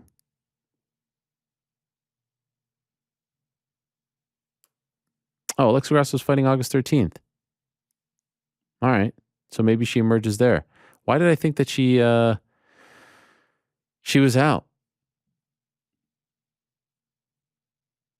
Oh, that's a big time fight. Viviane Araújo. I mean, they're like 5 and 6. That's 6 and 7. 5 and 6. Excuse me. All right, that's big time. Okay, things are happening at 125. #1 contender could emerge from that fight. That could be a #1 contender. I think we just figured it out. I think we just figured out the women's flyweight division right now. 5 and 6. August 13th. San Diego, not Boston. Chito Vera, Dominic Cruz. All right, we've been talking about the featherweight division for a while now. Volkanovski a couple of weeks ago. Prior to that, we had Cater and Josh Emmett. Emmett saying he's #1 contender, this and that. Every time we had Volkanovski on the show Monday, every time we talk about the 45 division, and this is exclusive to our program because it doesn't happen with all of you haters out there. I always make a point, even with the champ himself on Monday. You saw it. I always mention Arnold Allen, 9-fight winning streak, mowing through the competition, big time win. Back in March against Dan Hooker. We're the only ones. We keep mentioning him. Doesn't get any love. Say #1 contender fight, interim title fight. Why don't we speak about Arnold Allen with this amazing winning streak? And so since the featherweight division is in focus, and since they're back in London this week, and unfortunately he's not on the card, I felt like this was a prime time to speak to the one and only, the almighty one, Arnold Allen. We have a lot of questions for him. We have a lot to discuss. Without further ado, let us say hello to AAA himself, Arnold Allen. Hello, Arnold. How are you? I'm good. Hey, what's up? You all right? Arnold, every time I'm talking, I'm always mentioning you. You've seen this, right? I mean, I feel like I'm like your manager at this point. I mean, I'm banging the drum. I'm doing the Lord's work. I feel like we're a team. We're coming like a duo. Yeah, I could be your mouthpiece. Like Paul Heyman for Brock Lesnar. I'm not going to do it. Yeah, well, we know that already. I mean, we've already learned that. But interesting times. By the way, second fighter on the show to wear a block acid gear things. I hope they're paying you for all these plugs. They are. Okay, good. That's good. Okay, Arnold, we have a lot to discuss. Thank you for doing this. Always great to talk to you. By the way, it's great to talk to a YouTube influencer. We don't get an opportunity to do that a lot on the program, so it's nice to have one. You had like Jake Paul on recently, obviously. Now you got me. Yeah. Same thing. Tomato. Why aren't you fighting this weekend at the O2? It's just still these fragile things, But yeah, it was just a bit too soon. That's all. Both hands are hurting? Yeah, it was both hands this time. Dan's got a hard head. What's going on? I don't know. I just got to be patient, I guess. I broke this one against Sadiq, and then it still wasn't like, I guess it wasn't perfect back in the hooker fight. Then I had more issues in both hands. Then I had 2 cortisone shots in this one recently, and one in that one. And then it was feeling good for like 2 weeks when I had steroid hands, and then I started sparring again, and then I hurt them again. So now I'm back in the split training. So yeah, slowly but surely we get there. The steroids, they work, right? Yeah, I know. That was like the first time my dad looked at me like part of the family. I love it. I love it. I served that one down the middle for you. So, are you starting to get frustrated here? Like, how would you describe how you're feeling about the hands? Because this has been bothering you for a while now. Yeah, my whole career I've been very frustrated. But when I sit there and like really think about it, it's going really well. So I can't really complain. Okay. So I get a lot of people sending me messages, or even I'm tagged in comments, people complaining or, talking crap, saying I only fight once a year. It's like, I get it, I do. But it's like, I don't want to. Right. How do you feel about this big London card happening and you're unable to compete on it? Do you have a bit of FOMO? Yeah, I'm gutted, to be fair, but it's I'm looking forward to being there as a fan. That's going to be fun. So it's going to be nice to like take it all in. But obviously, I'd rather be fighting. And I guess there's some big things down the line, I guess. So yeah, did they reach out to you and see if you'd be able to fight? No, just because it was already sort of too soon anyway. Like from the last fight, we knew straight away. It's like, yeah, that ain't happening. Oh, really? Wow. I guess the unfortunate thing is like there's so much going on right now at 45, right? Volk just fought. The main event this past weekend, Yair and Ortega. So it'd be nice to have you in that mix, right? Yeah, it would. It would be nice. But I'm confident I'm going to fight this year, and optimistic it's going to be one of those top 5 guys. So with a win over one of those boys, like for sure, I don't think there's any reason I don't get a shot at something good. Right. Yeah. By the way, what about Volk and his performance against Holloway? Were you blown away by it? Yeah, to be honest, after the second fight, I had Holloway I thought he was gonna win because I thought he won the second one. I thought he was gonna win that one. I thought he'd capitalize on it and just sort of pick up where he left off. But yeah, Volk ran away with it. He looked great. Tremendous. Really good. And then this past weekend we had Yair and Ortega. Did you watch that one? Yeah, I watched it. It was obviously not how you expected it to go or wanted it to go, but you can't really take anything from that fight, really, can you? It's like a couple of minutes. Didn't really learn anything. When you hear people talk about Yair title shot, even Emmett title shot, and you're there with the 9-fight winning streak, what do you think?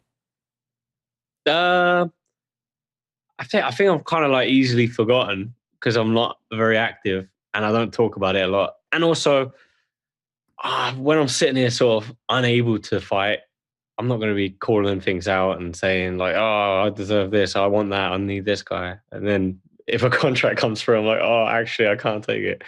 So yeah, if I'm 100% and firing all cylinders in, I'd probably be pushing for something. But yeah, I'm not, so I can't. Why do you think you're easily forgotten about? I don't really talk. I don't really say anything. That's why I started doing the YouTube stuff, to be honest. Your YouTube channel is on fire, by the way. I mean, you're incredibly entertaining. It's all right. Yeah.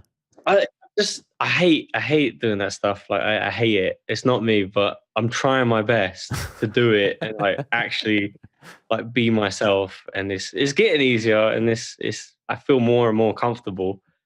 But I just figured I had to do something to stay a little bit relevant or like actually show I had to maybe have a little bit of personality and I'm not just this guy that doesn't say anything. I don't know. I'm just trying something. But here's the irony.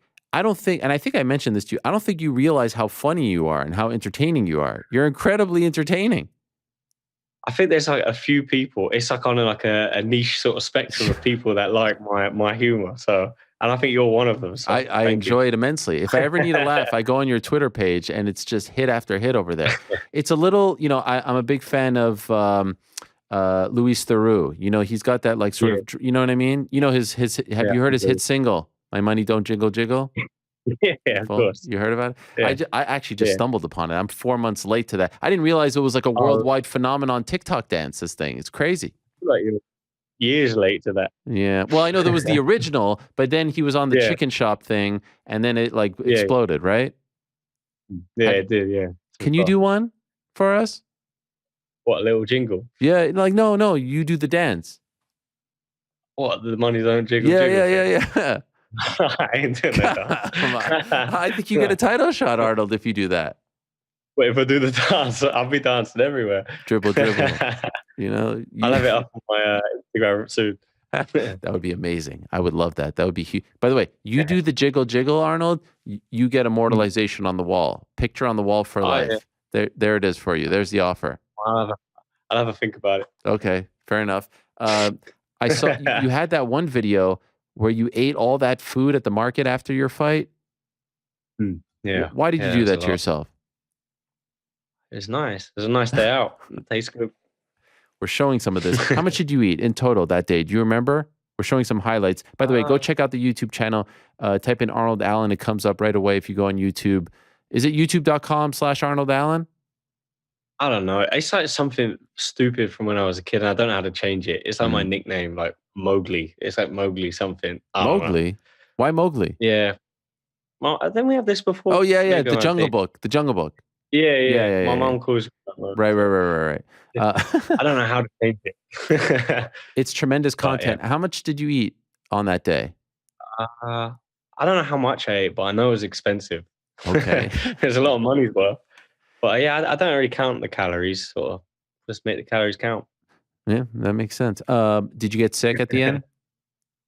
Oh yeah, I felt terrible. Really? I was in traffic, like in the middle of London, driving home. There was so much traffic.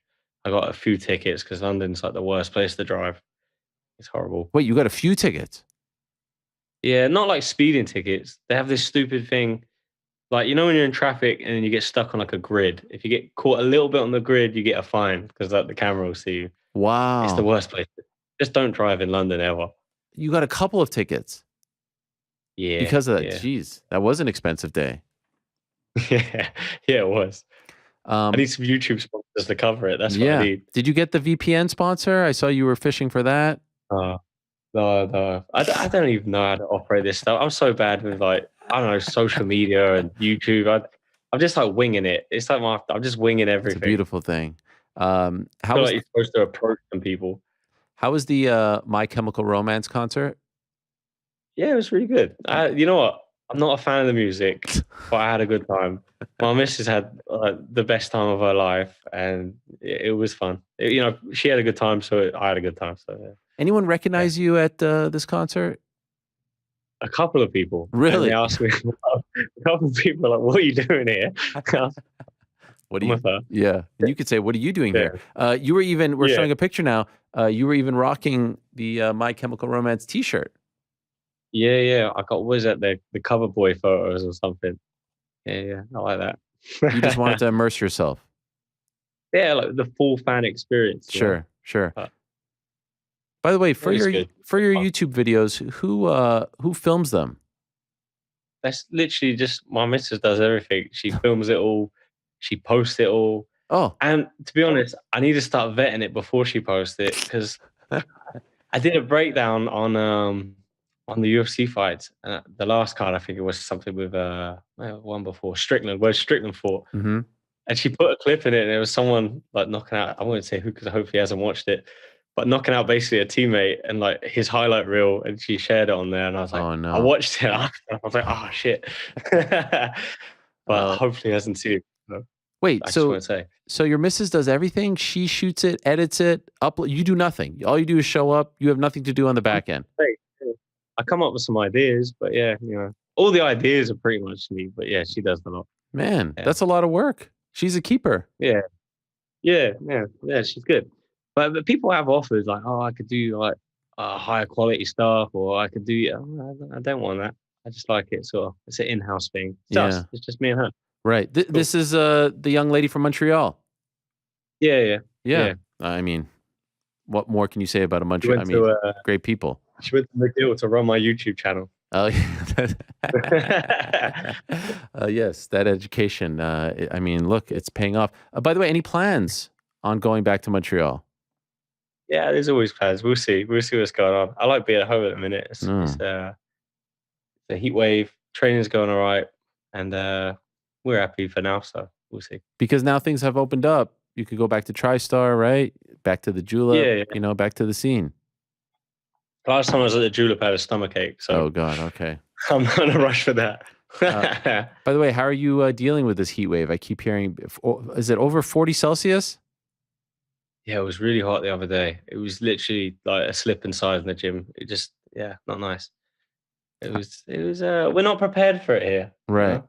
But I live by the sea, so literally, like, you can't really see it out my window, but one road over, we got the North Sea. And it's lovely. I was just swimming before we were on the phone. Oh, really? You know what? I was actually afraid that you double booked us because I saw on your Twitter that you were doing a block acid thing. Was that a pre-tape or what? It was like around the same time. Yeah, no, I thought you thought that because you kept like confirming. I was like, yeah, I know. Listen, I get nervous. I wouldn't do you like that. I wouldn't do you like that. Well, you thought it was too many. It was just like a last minute thing. They asked me to come on the podcast thing. I just said, yeah, I could do a bit before. Got it. With too many confirmation texts, do you think I overdid it? No, I just knew that. I knew what you were thinking. You knew what I was. I was even going to text you to say, "I'm good, mate. Chill the hell out." All right, fair enough. I'll remember that for the next time. By the way, tough stretch. No, I wouldn't screw you over. Tough stretch in England with the heat wave. Boris gone. I mean, there's a lot that's happening. What's the mood like? All right. Did you see his thing? I think today, his final speech, he put, what did he say? Hasta la vista or something. Hasta la vista, baby, or something like that. Come on, man. I don't know nothing about politics. I don't follow it, but the guy's, he's crackers. Cracks me up. His hair is just tremendous. Like, who tells him that his hair looks good? How is that possible? I don't know. I'm looking forward to see what he comes back as. I feel like he's never going to go. He's always going to be, he's such a character. He's always going to be around. I feel like he could be like on an episode, like he's a character out of Peep Show. Remember that show? Yeah. I know Peep Show. Yeah. He could be. He literally is like that guy. I forget his name. The main guy. Yeah, Jez or something. That guy. What a show that was. You know that show? I love that show. Do you like that? Oh, love it. British humor. I tried watching that with my. I tried to watch that with my missus, but she don't get it. Like, she don't get it. No. It's actually quite revolutionary the way they shot it and everything. I thought it was brilliant. Yeah. I liked it. I liked it. By the way, I liked it. I don't know if we talked about this the last time we spoke, but I'm sorry about Trafford. Oh, thank you. Yeah, I can't remember if we did. But I was really sad to hear that. How are you doing? Yeah, I'm good. We just got loads of stuff around the house. I could see him there. Oh, there he is. There he is. Yeah. Yeah. I've got. So my brother is a bit of like, he's a bit like heartless. He's not the best animal lover, but he come over and you see all this. I got pictures everywhere. He's like, "Oh, what's wrong with you?" I'm like, "I love my dog." He's like, "Oh, you're still upset?" I was like, "Yeah, I'm still upset." It's like, "Yeah, gosh. Like get out." Yeah. I noticed that you buried him in the backyard. Yeah, right there, right next to the weights. So he just like loved the gym basically. The dog would always have like a 10-kilo disc in his mouth, like flip weights. It was this weird thing he would do. Like if you picked up a bar for like a deadlift, he would bark at you before you pick it up. And then as you had it up, he would go quiet. Then you put it down, he'd start barking again. Wow. It was this weird thing he always did, yeah. So I put him right the deadlift platform. Almost like he was telling you, like, get back to work. Yeah, it was like, come on, let's go. Yeah. Then you pick up, quiet, and you go. Yeah, he's a funny dog. What a hype man. He was the man. And are you like, do you want to get a new dog or you need a break now? How are you feeling? I've literally been offered probably about 3 or 4 dogs already, like the same sort of breed, and I don't think I ever want another dog, to be honest. Really? That's how. I don't. Maybe one day, but like for now, I just definitely. I don't know. I don't feel like I could replace him, and I don't want to try either. So. Yeah, I get that. I've seen some people like they get the exact same breed, and that seems strange to me. Yeah, I've seen that. Like the exact same breed, same color. Yeah. Yeah, I don't want to do that.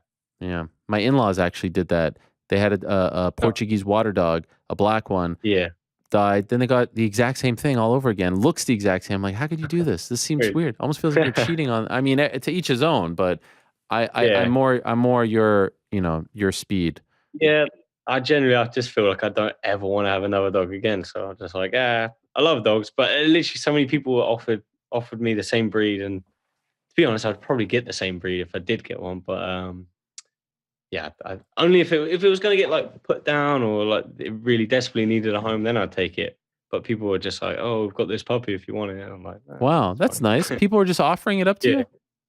Yeah. For free? Because it's like, well, I don't know. They didn't get that far. Okay. But I think that it's like a particular kind of breed that if they know someone that has one, they'll be like, "Oh, he can look after. He'll have it." So yeah. And what's the breed again? It's a Staffordshire Bull Terrier. So it's like a small pit bull, I guess. Got it. A miniature pit bull. Okay. Yeah. You ever see back in the day Matilda?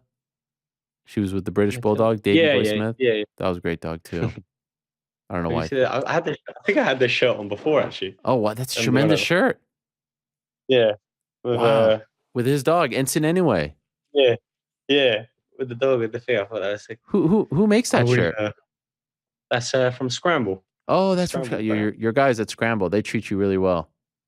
Yeah, man, they make some good stuff. So yeah, I love it. It's one of my favorite shirts with the dog on it. And so let me ask you: we got the big Leon Edwards title fight coming up. Have you been able to train with him for this fight? I mean, the hands are kind of a problem. So have you been around them? Yeah. I was actually up there today, so I have been up there. So the specialist I see just tells me I'm basically like play sparring and I have to wear like splints under my wraps. But yeah, I sparred with him because he was having like light rounds in a week. I said, I hurt my hands a little bit, so I'm going really easy. He's like, yeah, we'll go light. But his light is not as light as my light. He's sharp.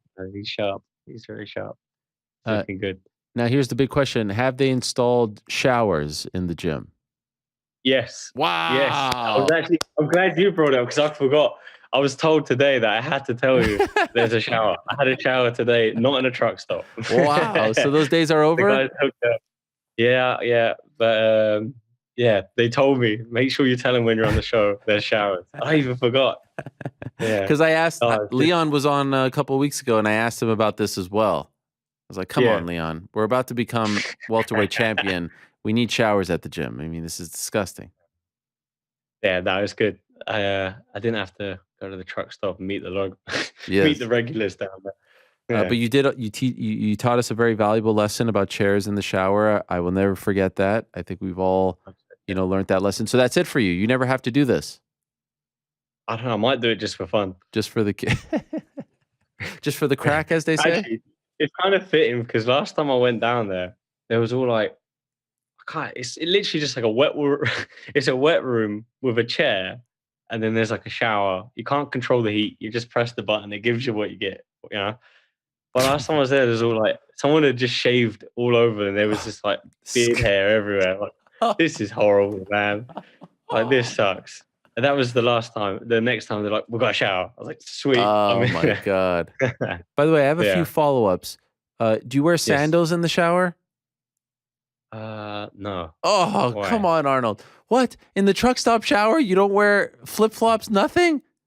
No, I don't. I'll be honest with you.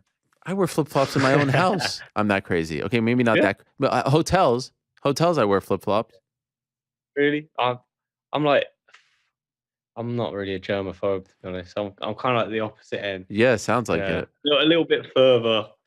Because my missus, she's a germaphobe. Like, Does she know this? Yeah, no. She's okay with this? I don't think she really has a say in the matter. I need a wash though. Do you come in with like your soap, like you walk in there? What do you come with? I just literally have my backpack. I put the backpack off, like hanging off the chair, and then I put my shoes on the chair. I don't sit in the chair. But you're still touching the chair. Your stuff is touching the chair. Yeah, but you don't sit your bare ass on the chair. That's the rule. That's where you draw the line. But does it get wet? Yeah. Or you just move it off to the side? Yeah, just move it off to the side. Got it. And you do you have soap and stuff?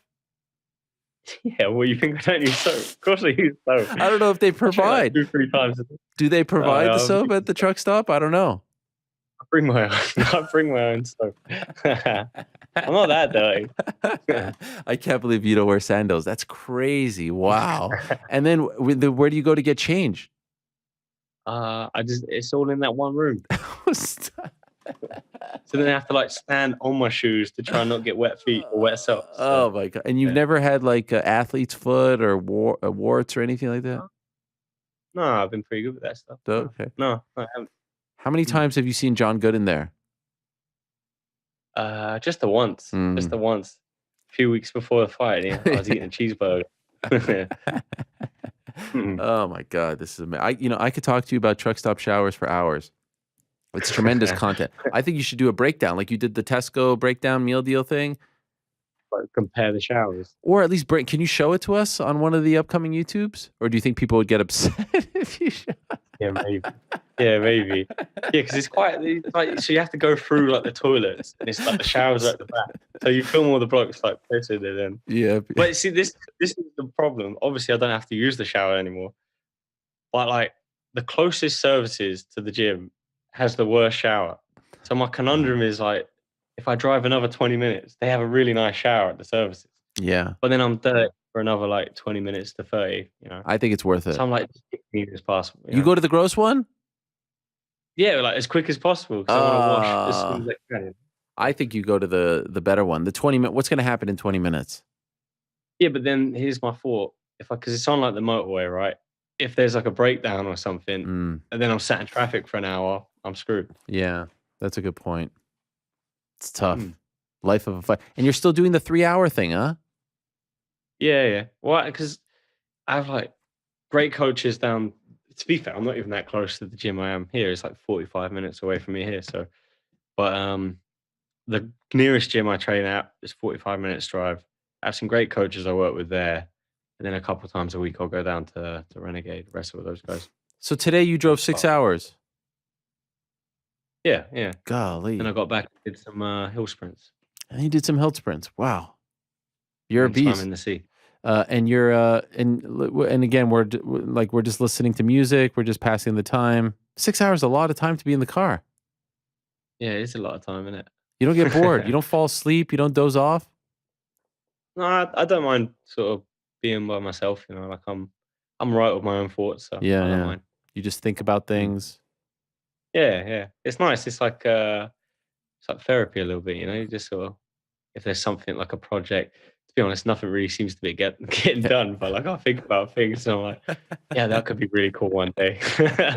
Bring out my own brand or something, and I'm like, no actual thoughts on how to do it. Right. Just dreams. By the way, did you see that Calvin Kattar fight against Josh Emmett? Yeah, I did. Who do you think won that fight? I thought Kattar won it. Yeah. Do you still want Kattar? It wasn't a robbery. I mean, I don't think it makes. I don't know if it looks worse because he's coming off a loss, but like I don't think that loss did any damage to where he is. If that makes sense. Yeah. But it's a funny one because then like people, oh, he's coming off a loss. Everyone always sort of has that thing. Like a lot of people said it about like the Dan Hooker fight. Obviously, he was on a bit of a skid. Obviously, he was, and they sort of discredit your win because of that stuff. Right. So I don't know if that's any issue. So who do you think? I don't know. If it was up to you, what do you want? What'd you just put in your mouth? Oh, I got these like jelly beans. Oh, okay. Oh, nice. They're like, I was eating them before we came on the thing. They're like random flavors. Oh. But they're like surprises. And as you were introducing me, I had like a really sour one. And I was going like this. Wait, is this the bamboozled ones? Is it the ones where you could get like dog throw up and stuff? You ever see those? Nah, they're not that bad. They're not that bad. Okay. You ever see that though? Weird flavors. You ever see the bamboozled ones? Oh, those are or bean boozled. I wouldn't eat those. Oh, horrible. Yeah, no, I wouldn't eat those. My mom got these. They're kind of weird. Yeah, anyone in the top 5, like because they put me number 6. I feel like I just need another win against one of those sort of those top 5 boys to prove myself being worthy of that level of people, that title contention. And I don't see why I wouldn't get a title shot over a win over any of those guys. So really, I'm not too fussed. They're all tough fights, however you spin it. So yeah. You mentioned Zombie.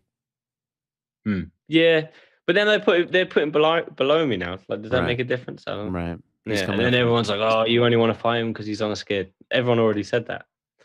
Someone called you out, which I thought actually was exciting because I feel like everyone just forgets about. Who is it? Someone recently called you out, and then you tweeted about Zombie, and now I'm forgetting who it was. You know what I'm talking about? Oh, yeah, I can't remember that. Yeah, I do remember getting called out. Everyone was asking me, but yeah, like at this point, I just want to fight guys above, and I feel like being on a 9-fight win streak. I know everyone says that, I want to fight up, but anyone deserves to fight up. Yeah, exactly. So. And how do you feel about this interim title talk? You into that? Well, it depends how long Volkanovski's going to be out for, doesn't it? And being a hand injury guy, it could be a while. So yeah. But yeah, he's also talking about going up a weight, and but yeah, I don't know. I guess they want to keep the division exciting, interim title fights.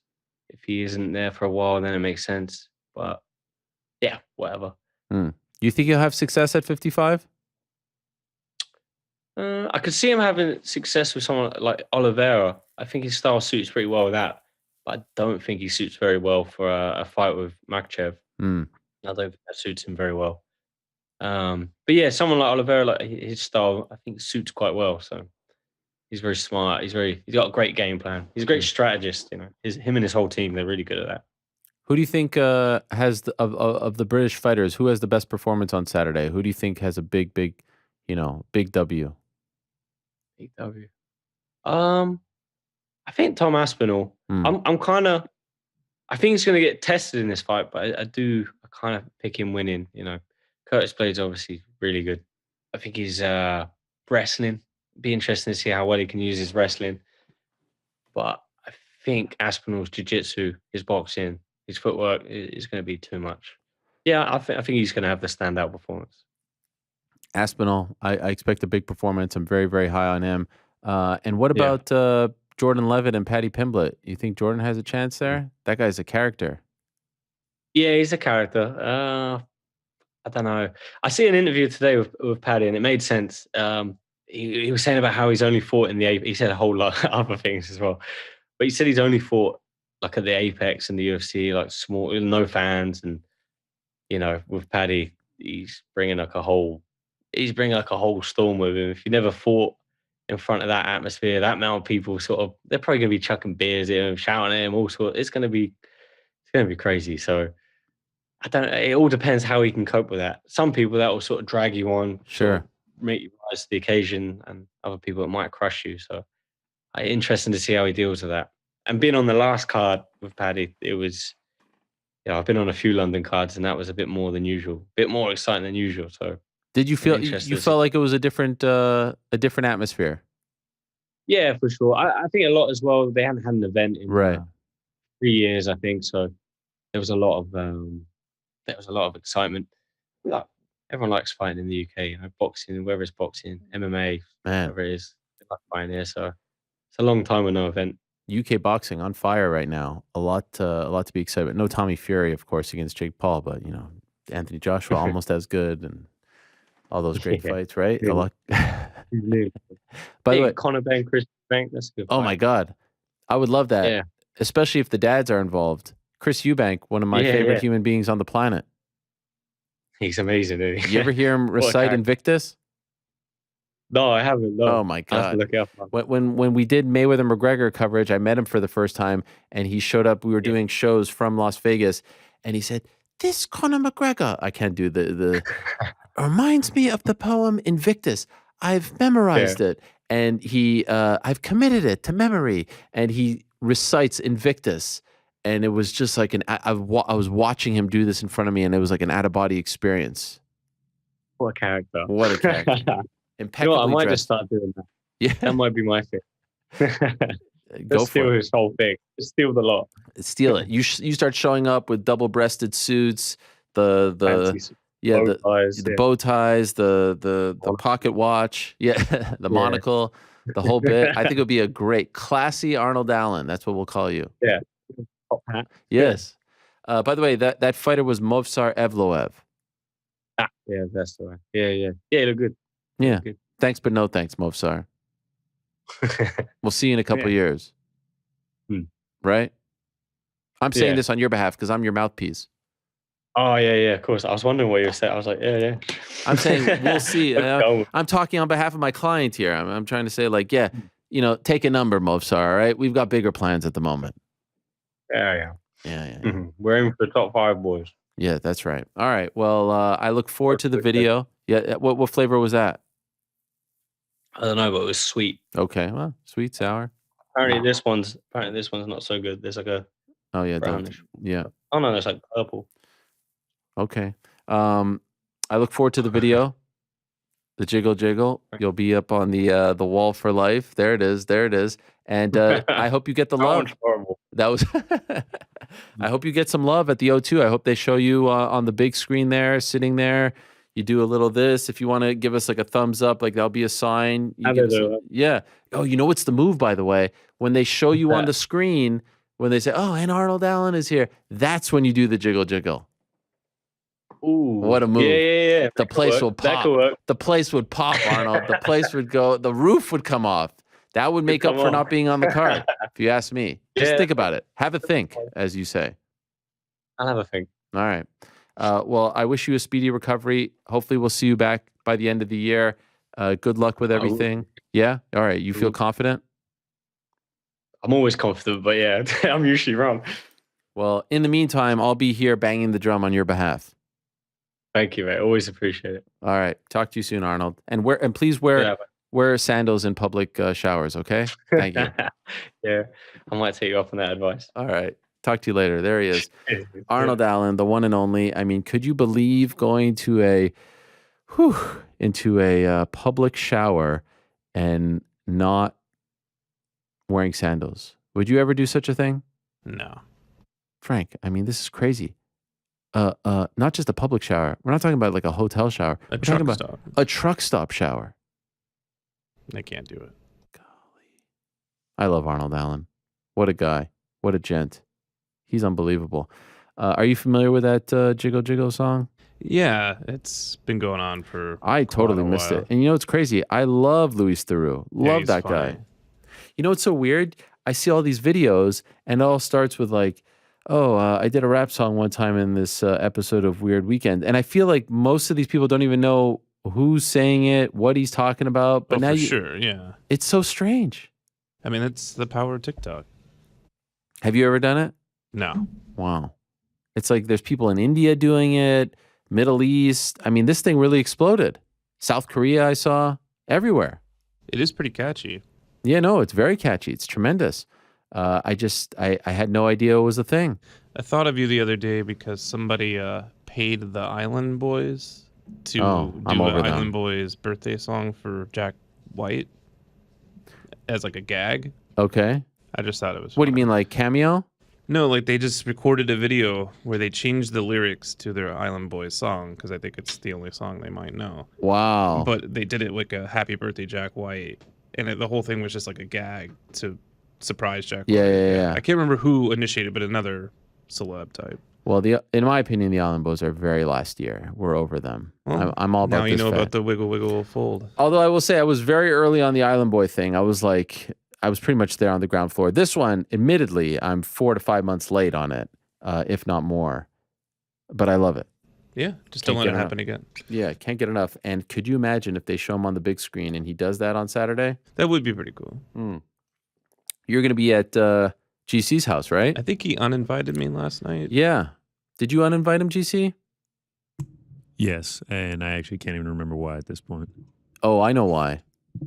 It was because he sent us a similar text at the exact same time about Nate fighting Chimaev. It was a good 30 minutes. He went to you first. Yeah, he went to me first. Yeah, I thought that was...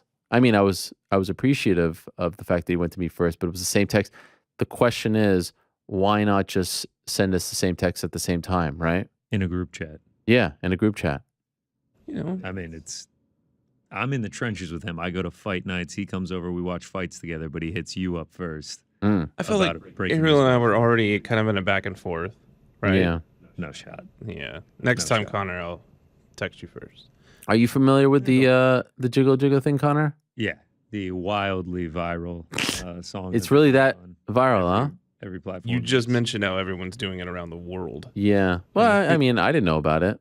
There's got to be someone out there who doesn't know about this. I mean, I'm sure someone Like a monk on planet somewhere. Earth doesn't. Did you know the genesis of it? No.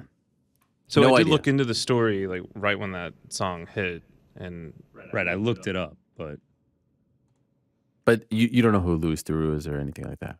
No. Wow, that's amazing to me. He's incredible. Great documentarian, BBC, all this stuff.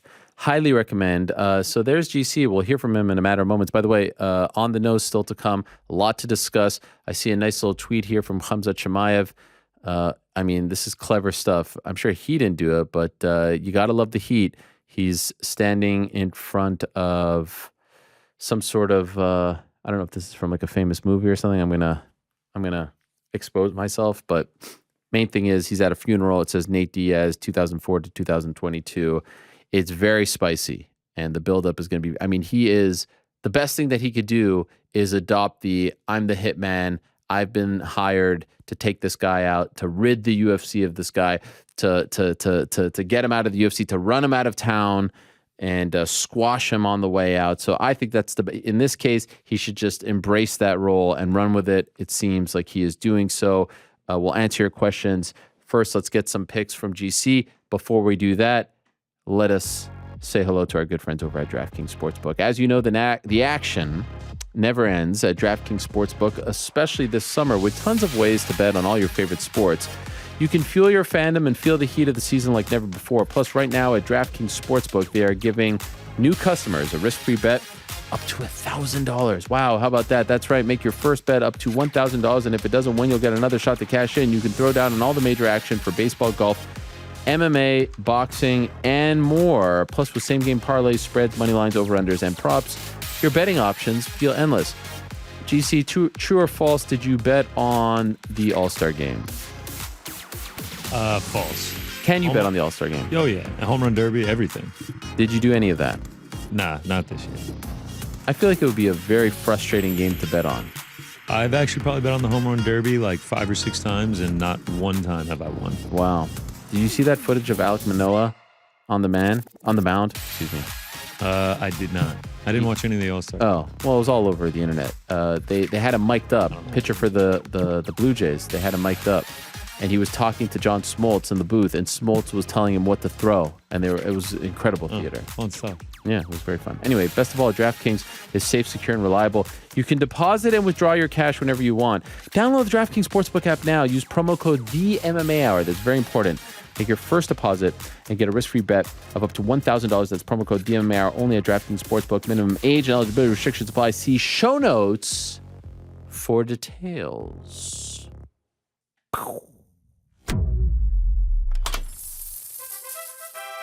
Yes, here we are, GC in the house. Big reveal. Oh, da da da da da da. There it is, free Nate Diaz shirt. I like that. Wow, you got it. That's pretty damn fast. Represent. Pretty damn fast, yeah. When did you get it? Credit. Yeah, last night. Wow, man, that show was 8 days ago. When did you order it? Wednesday, right? Yeah, live on the show on Wednesday. Yeah. That is nice. Yeah, pretty quick stuff. I mean, comfortable shirt, looks good. Nice material. Excited to have it. Came perfect timing. Like I literally, the fight got announced. I went down to my mailbox, opened up the t-shirt. Wow. Perfect timing. That is amazing.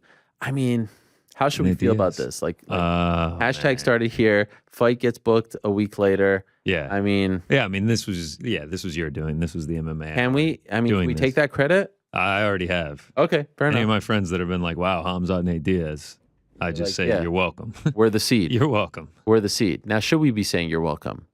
Because a lot of people aren't happy about this. I guess it's your perspective, yeah. Yeah. How do you feel about Nate Diaz fan? I don't know. Nate Diaz he got what he wanted. He got a fight. Yeah. It's time for him to move on to bigger and better things. He asked for it. Said. He did ask for it. How do you feel about the line? Accurate. What is it? A minus 1150? Yeah, minus 1150 on DraftKings. And what is he? Plus 775. Damn, that might be. I don't know what you know. I mean, like this is your guy. Like, I feel like you got to listen. The H down. Oh, but like it would be the greatest. It would be the greatest. Look, would be probably the biggest upset in a UFC main event if he pulls it off. I mean, I would. I really like Nate Diaz. I love watching him fight. But if he beat Khamzat Chimaev, I would actually be shocked.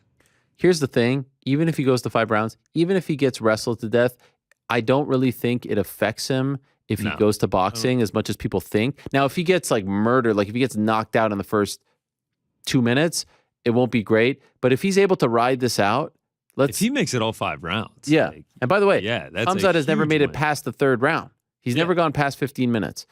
He's never been put in this position before. I'm just saying it's very clear to me that Diaz, his sights are set on boxing. If he gets wrestled to death, then I don't really think it hurts him as a boxing star. Now, I actually feel like there's more pressure, believe it or not, on Jake Paul, because I think if Jake Paul loses to Hasim Rahman, now we've got a problem, right? Because his momentum. If he wins and Diaz comes out somewhat smelling good, by that I mean he loses but is able to hang in there, that fight is gigantic. End of the year, early next year. I mean, I feel like there's almost no pressure on Nate Diaz. Like, it's his last fight in the promotion. No one thinks he has a chance. By the way, probably more pressure on Khamzat because everyone thinks that he's going to smoke him, right? He's been tapped as the guy to do the UFC's bidding. People were talking about Khamzat's hype train being derailed when he got into a war with one of the best welterweights in the world. If he loses to Nate Diaz, like, yes, it is fully derailed. Like, I don't, like Khamzat definitely has pressure to perform in the fight. And Khamzat's a good villain. He's a good heel. So he's playing this up like, I'm going to kill this guy. The funeral, all that stuff. It's smart. Just take, just take it all on your shoulders. Yeah, I love it. I mean, however the fight goes, the build up to it will be fun. Right. Oh my God. Could you imagine the press conference? What that scene is going to be like? Diaz going to roll into Las Vegas 30 deep. I mean, he's going to be an outlaw. He's not, imagine he doesn't wear the Venom clothes. He just shows up, walks down there. Machiavelli the Don walking down with him. By the way, I feel like his name should be Machiavelli the Dog, if I'm being honest. But anyway, and like just wearing his jeans, belt buckle, his construction boots, and if he pulls it off, that place, like if people thought when he beat Conor, the place went, bonkers. No, if he pulls it off, like, there's going to be some property destroyed in Las Vegas. Like, people are going to go insane. Property at UFC HQ. Yeah. I mean, I can't even imagine a world where that happens. Have you seen people saying like, oh yeah, he should just go in and then immediately walk back out once he's entered the Here's the thing. I've seen that. He's got way too much pride to do that. Of course. He's coming for a fight. Nate Diaz. He's not walking in and out. I 100% agree with you. Plus, I could see like a clause or something getting put in. Yeah, I mean, he's not going to do that. It's a funny thought, but he ain't doing that. All right, I know we have questions about Diaz and Chimaev for On the Nose. This weekend, London. Massive card. A lot to dissect, a lot to digest. What do we got? What are the official? I mean, I feel like this is pay-per-view level stuff. Oh, for sure, pay-per-view level stuff. So was the last one. The last one we found some success. Hopefully, we're gonna do the same. So yeah, let's dive right into it. Let's have some fun right from the start. Makwan Amirkhani, Mr. Fenlon. We're gonna take him by submission at plus 430. I think he's just gonna have some opportunities with JSP. He likes to bring it to the ground. He likes to wrestle. He can get reckless. Like, he can put himself in bad positions. I was going back and watching the Joe Lozon fight. I know he didn't get submitted. He got ground and pound, but I mean, he was in such a terrible position. Like, Lozon had his arm all the way around his head, and it was just head on a silver platter.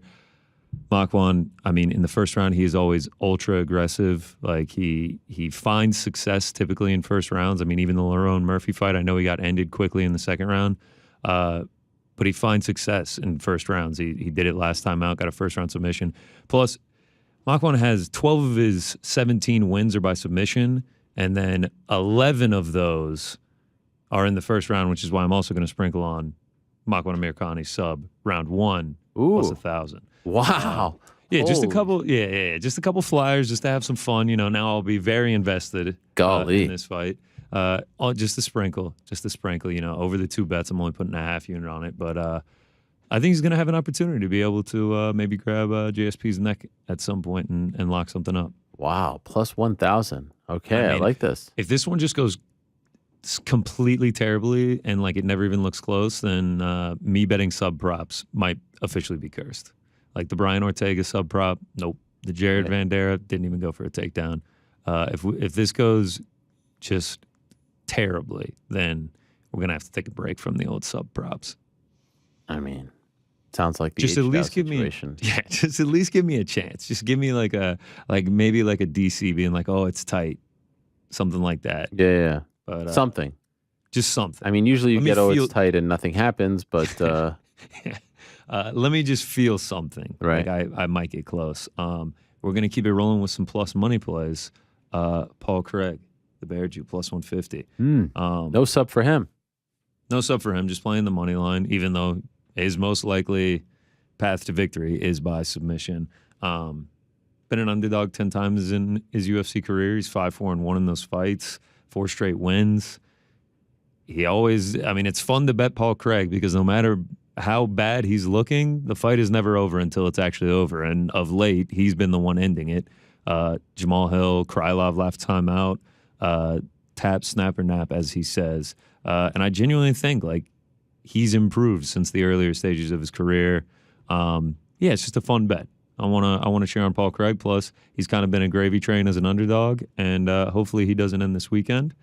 I'll also be in a parlay later on the fight doesn't go the distance. Paul Craig, one time in his career, he's been to a decision, KO'd in 3 of his 4 losses. Volkan, he has KO power. 3 of his last 4 wins are by KO. So I don't see this one going to a decision. Next up, I'm going to take the over 1.5. Ooh. In Pimblett Levitt. Interesting. Yeah, I mean, I know Patty last 4 wins are by first round finish, but if you look at the 4 fights prior to that, 3 of the 4 went to a decision. Like it's not like he's like some otherworldly finisher. I just think the competition that he's been facing, he's been leagues above, which I don't think he is when it comes to Jordan Levitt. I think this is a little bit closer of a fight, and if he continues to win in the UFC, he will run into competition that he's not just going to finish in the first round. I think Levitt's ground game is good enough to hold off a Patty submission early on. There's always the chance of knockouts. I mean, Pimblett is very erratic. He's talking about how he wants to rearrange his face. Jordan Levitt obviously wants to get a finish as well.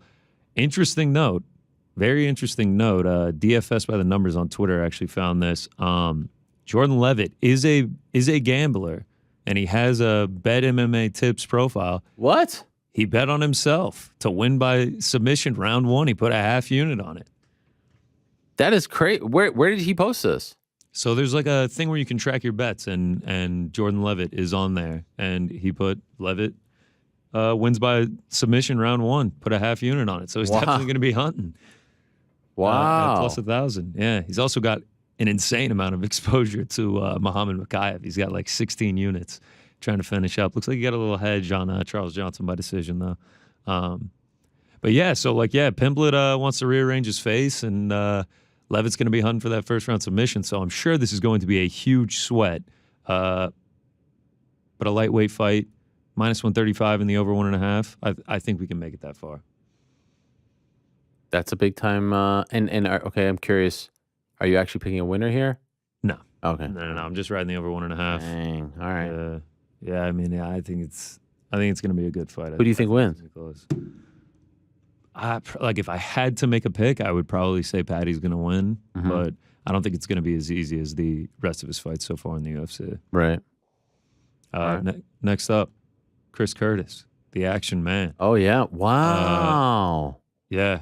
Wow. Snagged him right when he came out. I know it's a little bit worrisome that he's on a 4-week turnaround, but if there has ever been a man that is as game as this dude in the UFC, like he is just as game as it comes. Obviously, you know, PFL, the 2 fights in one night, that whole story.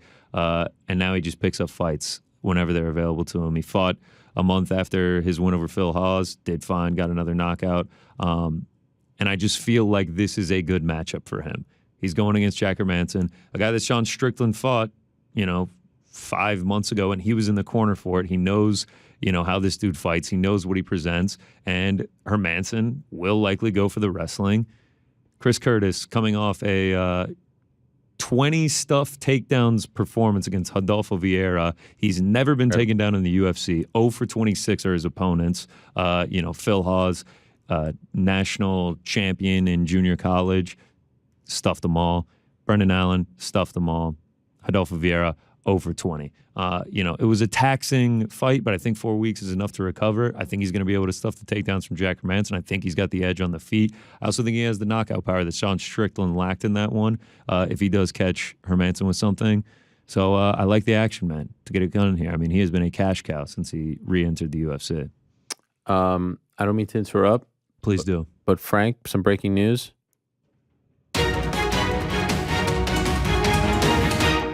According to MMA journalist extraordinaire Ryan Clark, formerly of the Pittsburgh Steelers, GOAT. Sean O'Malley is fighting Petr Yan in Abu Dhabi, UFC 280. And Sean O'Malley apparently told RC this news. So RC out there just doing work. Did you have any idea of this? I heard it was being discussed, but just reached out to Danny Rubenstein, who is the manager for one Petr Yan, and he told me that no contracts at the moment. Yeah. We expect it to happen. We have said yes. We have verbally agreed to it, but at the moment, no official fight offer, no contract. So it looks like it's moving in that direction. Yeah. How about that? Petr Yan? He had told me something similar. Oh, yeah, you guys are boys. Yeah, you hung out in at the UBS on Long Island. What do you think? I mean, it's a you can't say anything about O'Malley anymore. I mean, excitement level fight, and if O'Malley gets it done, then you really can't say anything. But I would guess that Petr Yan is going to win that fight. Wait a second. Rubenstein is actually texting me at the moment saying, "Ask GC if you knew already." He told you this on Saturday? Yeah, no. You were holding out on us? I thought that you actually knew already. He told me this just casually, and I was like, "Really?" And he's like, "Yeah." Why didn't you tell us on Monday? You could have. RC's getting all the shine. It could have been you. This could have been as first reported by GC on the MMA Hour. What were you doing sitting on this? Oh, man. I thought you already knew and you were waiting for it to get confirmed. Because he said what you said, that, contracts weren't signed.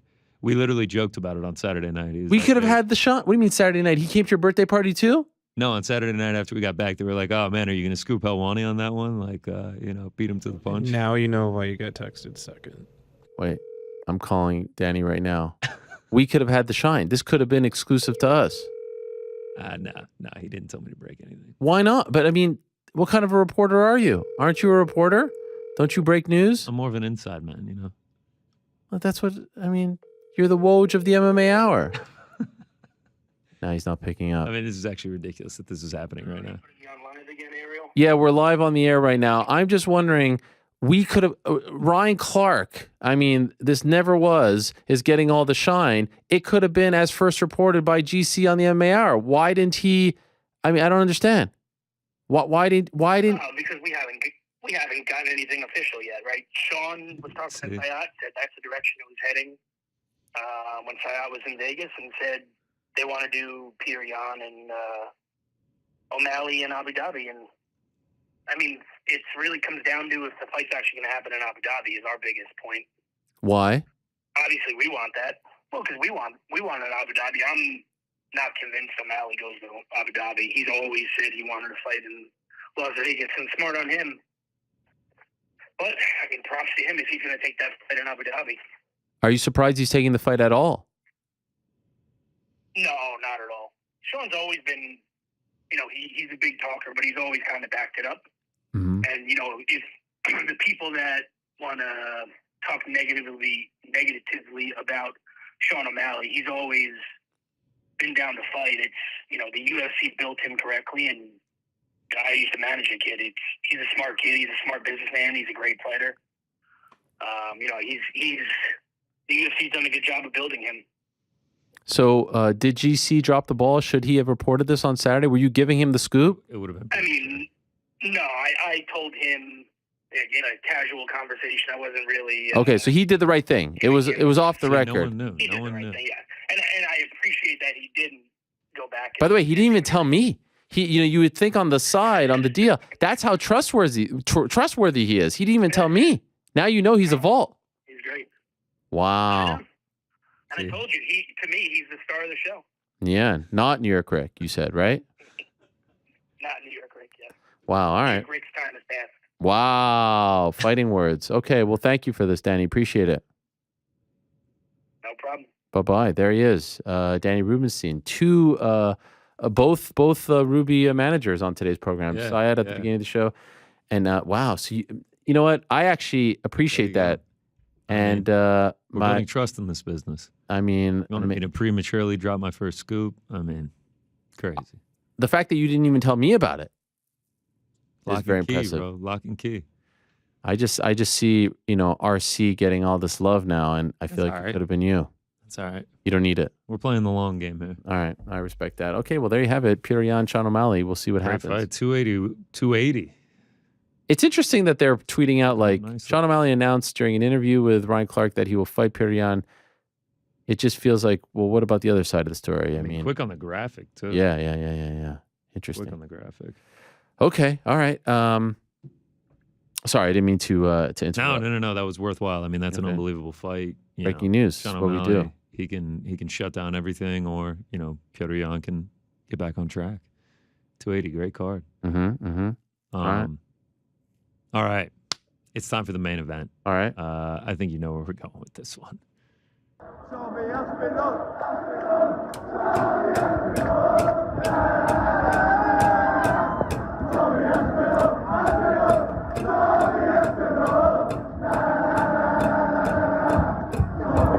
Look at that plus. I see the plus right there. Yes, sir. The plus is big. I'm gonna have to find the video of you giving out the HDI. There is. You said it on the show. Yes. All right. I just have to go back and find. I think I said, legit. I think I said it like 3 months ago. Yeah, I'll have to check when I placed this bet, and it was somewhere around there. But yeah, we're riding with Tom Aspinall. I mean, this is another one where, like, similar to last week, being like a fan. I'm a Tom Aspinall fan. I mean, we love Curtis Blades on this program as well. He's an unbelievable fighter, but I just really enjoy watching Tom Aspinall fight, and like, I think he's the real deal. I mean, we're going to get a lot more questions answered this weekend, but so far, his time in the UFC, everyone they have put in front of him, he has absolutely rolled through. 5-0, 5 finishes, average fight time of 2 minutes and 57 seconds, striking differential of plus 4.68 landed per minute, 100% takedown accuracy, 100% takedown defense. Like, these stats are fake. Like, I don't know how he could have possibly performed better to this point.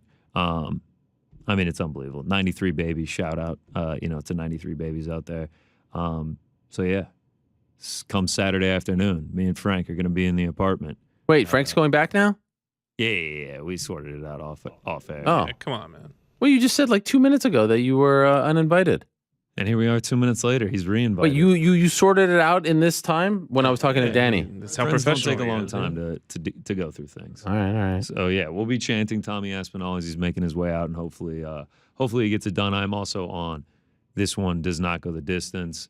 5-round heavyweight fight, where the fighter that is now a favorite has 14 professional fights, never seen the third round. In his professional career, 9 wins within the first 95 seconds. And on Monday, it was less than minus 200. I mean, that was crazy. McC Picks on Twitter, great little stat. The Pimblett-Levitt lightweight fight, 3 rounds, is more favored to not go the distance than Blades Aspinall 5-round heavyweight fight. Aspinall never even seen the third round, favorite fighter. That just seems crazy to me. Vegas could be right. They could know something, but that is just a crazy statistic for me. So even if Curtis Blades winning, I know that he's a wrestler. He is not a stranger to a finish. 10 of his 15 UFC fights have entered inside the distance. He's been finishing all 3 of his losses. So yeah, I just don't really see this one going 25 minutes. Those are my singles. for UFC London. I've got a few parlays. If you want to hear me dive deeper into the parlays, you can go right now. Now. It's up? Right now. Shout out to Jed Mashu. Right now. Is that 100%? Yep. On your podcast feed. And you can find No Bets Barred right there. Right. You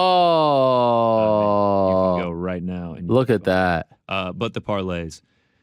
Feel like these are favorable matchups for these. By the way, right now, just for the record, because we were referencing it, I had it and then I lost it. So he's now minus 130. Blades a plus 110. I love it. That's crazy. And it opened at. Like it says here on Best Fight Odds that he opened at a minus 108. Is that possible that they were both minus 108? Yeah, that's possible. And then he went to dog, and now he went back to favorite? Yeah. I mean, he's been out for what, 3 months? Like when the fight was 4 months ago. But it got announced, I think 3 months. Yeah. He opened at minus 108, moved up to plus 108, down to plus 102, which is what I took him at. This is back in May. Back to 108, stayed at 108 for about a month. Back to 102, and now, like, obviously, week of, he has started dropping. Man, July 4th, you could have gotten him at plus 100. Wow. All right. Now it could be one of those things where we look back on Monday and be like, damn, we underestimated. He really was not ready. Yeah, exactly. He really was not ready. That's what we could be saying, for sure. I think it's one of two things. He really was not ready, or this dude is the real deal, Holyfield. He is the next big thing in the heavyweight division. Hopefully that's what we're saying. Parlays, I think these are favorable matchups for these guys. Nathaniel Wood, Mark Diakise, Jai Herbert, Molly McCann. A little worried about Jai Herbert's chin going up against Nelson, a power puncher, but with the reach advantage, I really do think he's a great striker. He looked fantastic in that first round against Ilia Topuria. I think this is a big drop-off in competition for him. I think he gets it done. Herbert doesn't go the distance. Craig doesn't go the distance. I think that happens there. And then Dalby Silva over 1.5, and Muhammad Mokaev just to win that one, the super prospect. 4 parlays, a lot of them. I guess we're about to add one more. If you want deeper dive, no. Wait, what do you mean we're adding one more? Oh, yeah, you're right. I forgot about that. But those are your official parlays. Those are my, those are all my official picks. I think it's 7 singles and 4 parlays. Wherever you get your podcasts on the MMA Fighting feed, No Bets Barred. Oh, was the DraftKings logo always there? Or did you add that? I actually took it away. This is an out-of-date logo that I'm just now realizing. Oh, wow. All right. I thought it was a new one. Nope. It's an old one, and I have not updated this graphic since. All right. So there you have it. Those are the picks. Big-time stuff. The card begins, I believe, at 11. No, I thought it was noon. Is it noon? Let's see here. Just enough time for me to go get my English breakfast. Yeah, and what's on tap? Everything. I haven't gotten any groceries for it yet. Would it be lame if I went to a pub here and got one? By the way, 11 according to ESPN.com. Oh, main card to all on ESPN Plus. By the way, imagine this was the card on. Not to say that the Long Island crowd was bad, but imagine like this is the crowd with this card on ABC. Jealous of TST getting to go. Yeah, TST. Wow, getting to go. So what are we doing as far as the food? I haven't bought any groceries for it yet. I'm strongly considering going to a pub and trying, an authentic. Fry up is what they call that, right? So fry up, yeah. Wait, so you're not going to cook? You're going to actually go? Is there an English pub near your house? Yeah, not near my house, but I'd make the trek on Saturday morning. You and Frank, or before Frank? If Frank wants to meet, I would actually love for him to meet. Wow. So full disclosure, I'm working until 4 in the morning. Yeah. So what? So I'm going to be a little crispy what does that mean? When I'm there at 11. Where's your dedication to the cause? Where's your English As long as you can deal with a slightly delirious. By the way, my suggestion would be just go from the gig to GC's house. Yeah, I got a couch. I actually have an air mattress. I mean, whole extra room. No lie, I might take you up on that. It's like on that part of town. So I'll give you a key. Wow, look at this friendship. This is unbelievable. All right, this big. I will say the spread that you had the last time was tremendous. Yeah, I know. I don't want to disappoint and it not look as good, so I want to put it on someone else, put the pressure on a restaurant. Right. Plus restaurants actually have black pudding. And black pudding, once again, is... I want to say it's like a sausage type thing. Disgusting. Exactly. It actually looks pretty good. I've never tried it, though. Does it? Even when I went to London, none of the fry-ups I had came with it. Wait, what's a fry-up? The English breakfast. It's called a fry-up? According to my London we're friend, going to a restaurant. Oh, all right. Yeah. He's decided. I might have one of those very soon myself. Might be making the trek. but more on that later. For now, though, are we doing this parlay thing or what? Yeah, let's do the parlay thing. Just spent the whole week on this opening, i.e., 20 minutes before the show. Perfect. Let's go ahead and bring Rick in and open this bad boy up. The official MMA Hour parlay. Wow. We find the diamonds in the rough. Whoa. Damn. That was something. I mean, there it is. Oh, is it playing again? I kind of wanted to see it again, actually. Can I see it one more time? The official MMA Hour parlay. We find the diamonds in the rough. Now, is that your voice? No, that's professional voice. That is professional. Wow, that is tremendous. All right, the official, MMA Hour parlay. Please explain to the people, GC, what this is, what we'll be doing every week, every UFC card. That's the thing, right? Every UFC card, man. Let's just. Why don't we do it every week? Yeah. I mean, like, I mean, there's always something. Yeah. All right. Let's do it every week. All right, go ahead. Explain to the people. Yeah, so I guess I'll throw the 3 names in a hat right now into the simulator. Wait, tell the people what we're doing. Me, you, and Rick will each make a selection. Anything. It can be a over 2.5, under 1.5, whatever you want it to be. A fighter to win by an exact method. It's your choice. We can't argue with it. You take a selection. We add that to a parlay. 3-leg parlay. You mentioned it earlier. If you want to do more than 1 leg, if you're that confident, if you want to bear that responsibility of us losing the parlay by taking an extra one, you can do that as well. But we will add up our selections, and that will be the official MMA Hour parlay. And one question, like, if you picked a winner and I picked a prop, does that work, or does it all have to be the same? No. It could be anything, right? Anything, yeah. That's what I'm saying. Yep. All right. Okay. All right, pick out the names, because obviously the guy who goes first. By the way, Frank, you want in on this or what? I'm going to sit this one out. I was going to say, well, we're going 4. Well, I just figured, why not? He seems to be really into it these days. The guy who goes first obviously gets the best pick, probably. Well, I got 3 picks ready, so. Okay, go ahead. Let's see. Boom. We're generating the names right now. First up, Eric. Second, Ariel. Third, Connor. So I guess it's good that I have 3 picks ready. Okay. So Rick. NewYorkRic, you're up first. First pick, big dog. Am I able to pick from Bellator 283? Are we limiting it? Oh, wow. This is a huge curveball. To the UFC London. Let's see, actually. Let's see what DraftKings Sportsbook says about. Do they even Bellator. have odds for Bellator is the question. Wow. They've got odds. I'm looking at them right now. They've got odds. Wow. Right.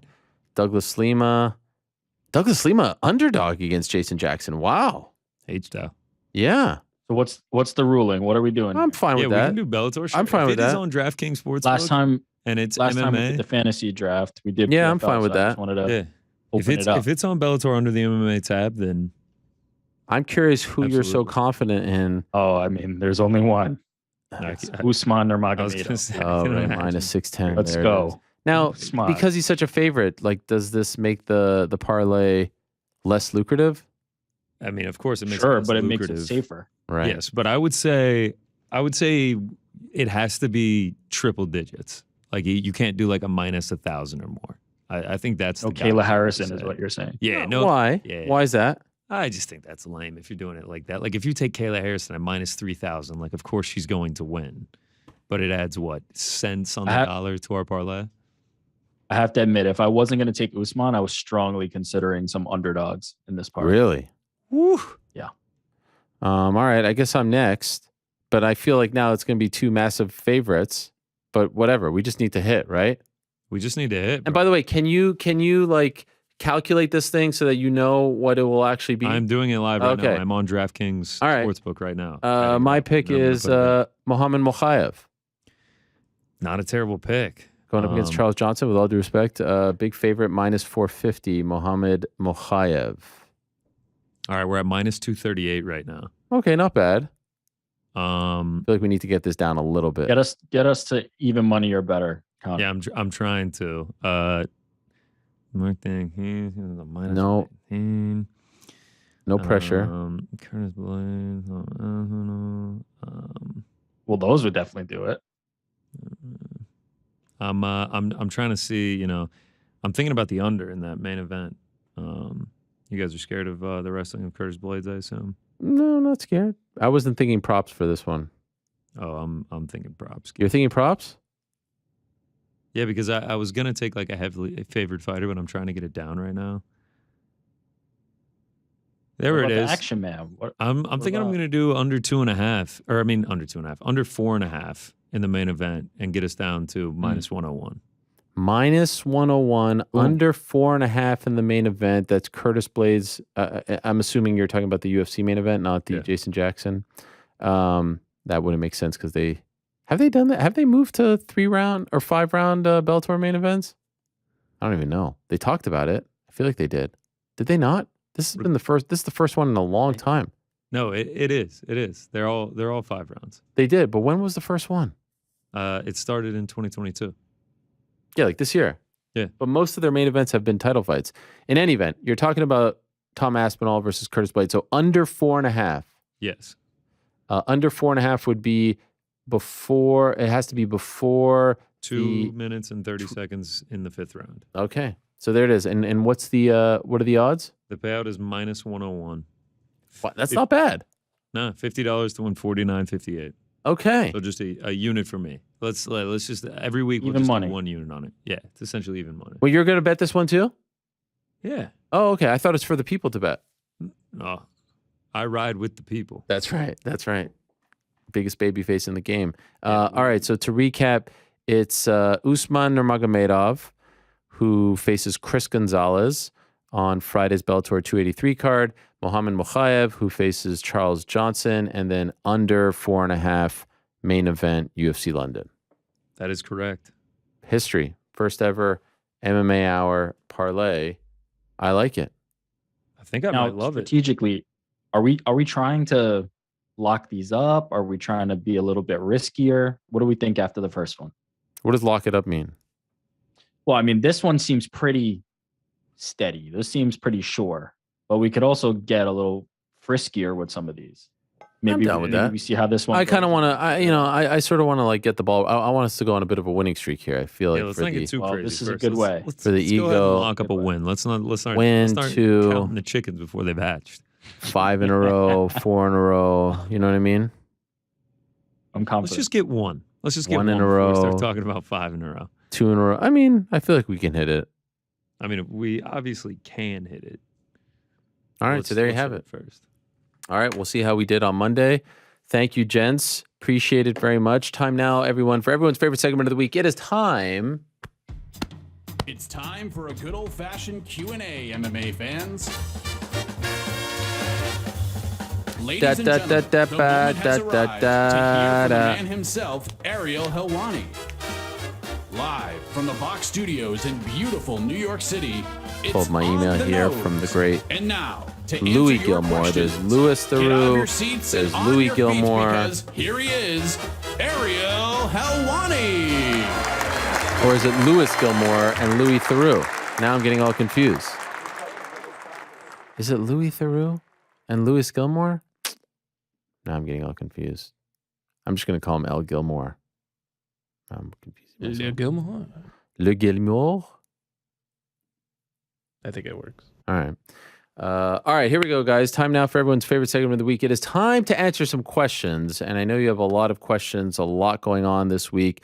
So let's get to it. Jamal 2020, what are the details behind the Nathan Diaz fight between your interview and the fight announcement? Mr. Gilmore says, hot tag in the event you don't want to cover this in the show, but here's your opportunity to go inside baseball for us on how the Nathan deal got done. Also, Carmelo adds, Ariel, is it just me or when people show up on your show, things get done?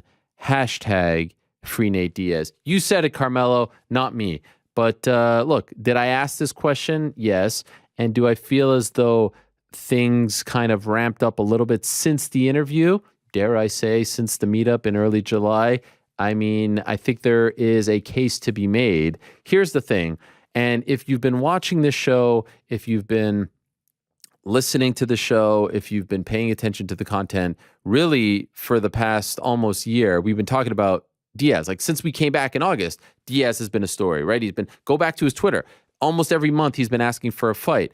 And I feel like if you've been paying attention, you know that I mean, this has been a saga. This has been a thing that has been dragging on. And as I told you, when Khamzat Chimaev beat Li Jingliang back in October, they offered him that fight right away. They were offering him that fight within seconds. And the fight didn't really make sense. It still doesn't really make sense. I mean, if we actually look at the rankings, the UFC tells us, remember this the next time they tell you that a guy who's unranked, who's asking for a top-ranked guy, and they say this fight doesn't make sense. Remember this fight, by the way, because at the moment, Diaz isn't ranked and Chimaev's in the top 5. Ultimately, Diaz turned the fight down, and then he got extended. And that allowed them some time to wait to see if Conor would come back. That's the fight that they wanted to make. They wanted to make the trilogy. They felt like this was the time to make it. Last fight happened in 2016, so they felt as though, all right, let's buy some time. We're going to offer him Chimaev. He's going to turn it down. We're going to extend him as a result of that, and then we'll wait for Conor. Well, what happened along the way? Conor wasn't ready to go. And it doesn't even look like he's going to fight this year. So they wasted all this time. And over that period of time, there were conversations about a longer-term deal. There were meetings. There were offers. There were negotiations, all this stuff and more. And the general sentiment seemed to be, you resign, you'll get a Dustin, you'll get a fighter like that. You'll get someone who is maybe at your level. You don't resign, we're going to give you Khamzat. Not in a like, F you, we're going to give you Khamzat. This is just our plan. We're going to give you Khamzat. Or we'll give you like a Colby type of fighter. Clearly, a fighter who is a bad matchup right now at this stage in Diaz's career, stylistically. We are not going to let you walk out of the organization into a potential Jake Paul fight looking tremendous on a big win. We're going to give you a wrestler, someone who is younger, who is on fire, who's one of the hottest prospects in the game. And I do feel like the audience now understands this. Maybe 5-6 years ago, I don't know if they would understand this the same way, but everyone sees what's going on here. Everyone understands that the UFC, imagine this, like imagine Gervonta Davis is at the end of his contract with Mayweather Promotions. And imagine, Floyd and Al Heyman and Leonard Elby say, oh, we're going to get the worst matchup possible for you so that you go into quote unquote free agency looking as bad as possible with the least amount of momentum, the least amount of buzz. It doesn't happen that way. It never happens that way. It would never happen that way. But in this particular sport, in this particular organization, it does happen that way. And that's what you get for 18 years of service. That's what you get. I mean, the guy, when was he on The Ultimate Fighter? He was on The Ultimate Fighter 2000 and, off the top of my head, 6, I believe it was, 2006. So 16 years in the organization. That's what you get. You get the toughest matchup that makes no sense. But important to note, fast forward, after the Gilbert fight, Diaz said, you know what, F it, just give me this guy. If this is the guy you want, just give me. Now, UFC still tried to negotiate, still tried to offer a deal, still tried to lock him up long-term, still tried to do all of this. And then as we found out, even when we saw him in early July in Vegas, still kind of felt like, all right, there's an offer, maybe Dustin after he signs in September, maybe August. And then I found out that he wanted to come on the show. I got a text the Friday before the show. So actually on my birthday, July 8th, saying, let's do the interview finally. Because I had been asking him to come on for a year because he was very much in the news. And then he finally comes on the show on the Tuesday. I had no idea what he would say. I didn't ask. I didn't know if he had re-signed. I didn't know if he had a fight. I didn't know if he was going to sign the contract on the air. Obviously, he said what he had to say. He referenced the Dave Chappelle speech that's on Netflix, What's in a Name? It's relatively new, it's from June. And I thought that was really telling. I went and watched it. I understood even more where he was coming from because Dave Chappelle speaks in that special, that speech. He's being honored by having his name on the theater at his high school, his alma mater. And he talks a little bit about, wanting to have freedom in his career, wanting to be able to say whatever he wanted to say, and why he turned down the massive deal from Comedy Central and walked away, and everyone said he was crazy, and now it's turned out to be a great thing, and he's making more money than ever. And clearly that spoke to Diaz. And I think that after the Tuesday interview, it was very clear to everyone where he stood. It was very clear to the UFC where he stood. A couple of days went by, Dana at the press conference, and then late weekend, early this week, Monday-ish, started to hear like this is a real thing that's going to happen. The big hang-up was the visa, and would Khamzat have any issues, given the fact that people of Russian descent are having issues right now. And honestly, it looks like everyone's very confident. I wouldn't be surprised if there is a backup. I wouldn't be surprised if the backup is the toughest opponent possible. I wouldn't be surprised if it's a Colby Covington type, a wrestler type. I don't think it's going to be a Kevin Holland type, if you will. And I think it's very clear what the UFC is doing here. And they'll do interviews. I mean, literally, what was it? A month and a half ago? No, less than a month and a half ago. Like exactly a month ago, Dana's talking to the Mac Life, and he's saying that Diaz hasn't won a fight, in 3 years, is 1-4, whatever the number is, he should go fight Jake Paul. And now I guarantee you, he's going to talk to his, gaggle of media friends and try to explain to you why this fight makes sense. Oh, of course this fight makes sense. Yeah, it totally makes sense. I mean, obviously it doesn't from a rankings standpoint, from a merit standpoint, even from a style standpoint, but this is what they're going to do. And this is the game. This is the sport. You want to get out? You want to walk away after we invested all this time into you in your career? This is what you have to do. I mean, this is straight WWE stuff. This is straight Vince McMahon, Stone Cold Steve Austin. We're going to put you through the ringer. We're going to give you an Iron Man match. We're going to give you a lumberjack match. This is like when Kofi Kingston tried to make it to WrestleMania and Vince tried to have him fight like 5 guys on the same night. Of course, that was scripted, but it's the same thing. It's like the big bad boss is going to make you go through hell in order to get what you want. Well, in this case, they're making him go through hell in order to get what he wants, and that's his freedom. That's all he wants. Imagine that. So fascinating stuff, but they have reiterated to me and to others as well. We asked for this. We're not going into this fight kicking and screaming. We want this fight. Of course, everyone thinks he's going to lose. He's a massive underdog, blah, blah, blah, blah, blah. But they're not kicking and screaming going into this one. They're not fighting it. It was relatively quick and easy and painless. All right, September 10th. Let's go. Let's do it. Could you imagine if he pulls it off? We could get into all of that in the future. But that's essentially how it all went down. Now, again, as I said, I think on Monday, this whole thing, we have to offer him 3 fights. No, it's all hogwash. It's all hogwash. They give you X amount of fights for X amount of time. And I saw some other people. So then it equals out to a certain amount of, but it doesn't say explicitly we have to do this or we have to do that. These contracts are very much weighted in their favor, very much. Over time, a little bit less, but like still till this day, very much. And the thing is, one might say, all right, if there was a term, I mentioned mid-October on Monday, well, why didn't they just wait it out? If the contract comes to an end in mid-October, why did they just wait it out? Because of course the UFC is going to squeeze that last bit of juice out of the Nate Diaz fruit, right? Of course they're going to do that. You think they're going to pass up on an opportunity to have him headline one more show and try to make Khamzat into a star? I believe the last 4 guys that Diaz fought for a belt, you get the rub. People, view you in a different light. They're not going to let this thing expire. They're going to let the clock go to 0. No way. Absolutely not. So he's going to take the fight. By the way, if he denied it, right? If he turned it down, extend him again. So something had to give. And this was the fight that they were always going to offer if the contract was not going to be renewed. And so I hope you all understand this game. And again, I talk about the sausage being made and I talk about all this stuff. Like, I hope you now understand the game. This guy done a lot for the UFC. UFC done a lot for him. I'd say a pretty damn good partnership. Obviously ups and downs. But you want to be out? You want to walk away? Here you go. Here's your parting gift.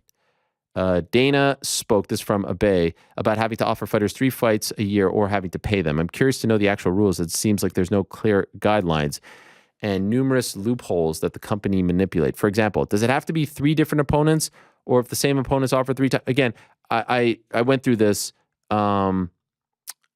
It's not actually accurate.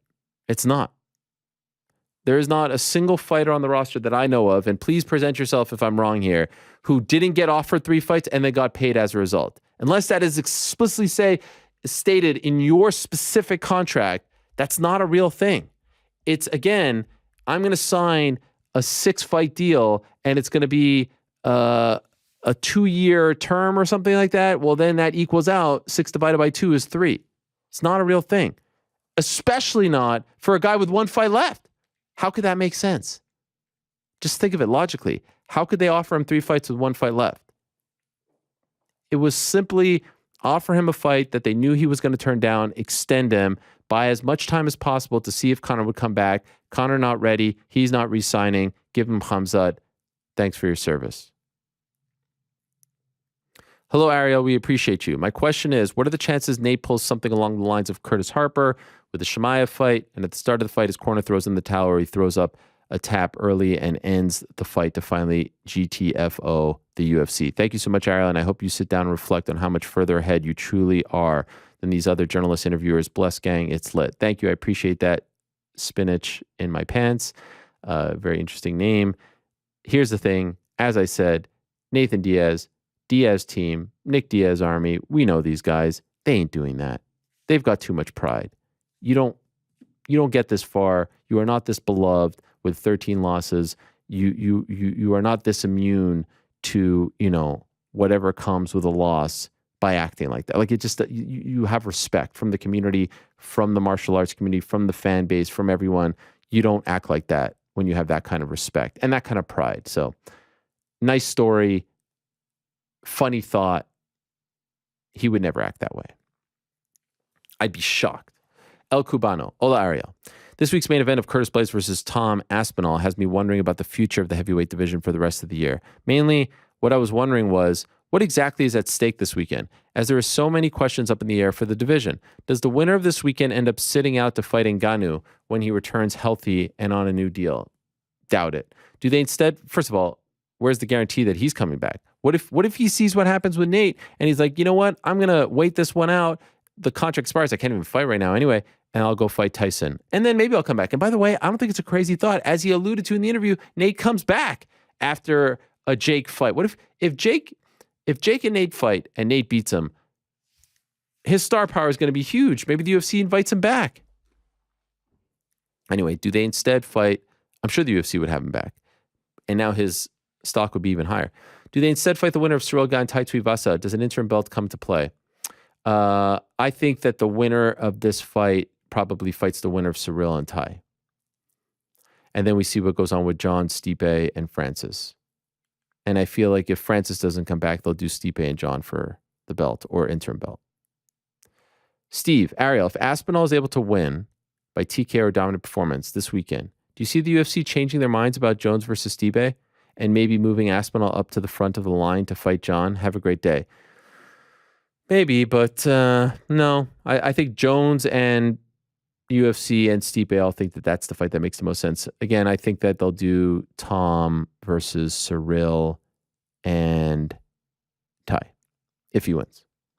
And by the way, if Blaydes wins, like, he's in that conversation too, right? He deserves that respect. Good afternoon, Ariel, from sunny North England, from Daniel. With UFC London just around the corner, curious to get your thoughts on what might be next for Paul Beardew-Craig if he secures the win again this week in exciting fashion, as have been most of his last outings, coming off the back of that stunning win over Nikita Krylov, a killer, by the way, plus his impressive 6-fight unbeaten streak. Do you think a win here secures him a number one contender fight or even a title shot? I don't know about the title shot, but I do think it gets him a big win. Interesting times. Obviously, we have next weekend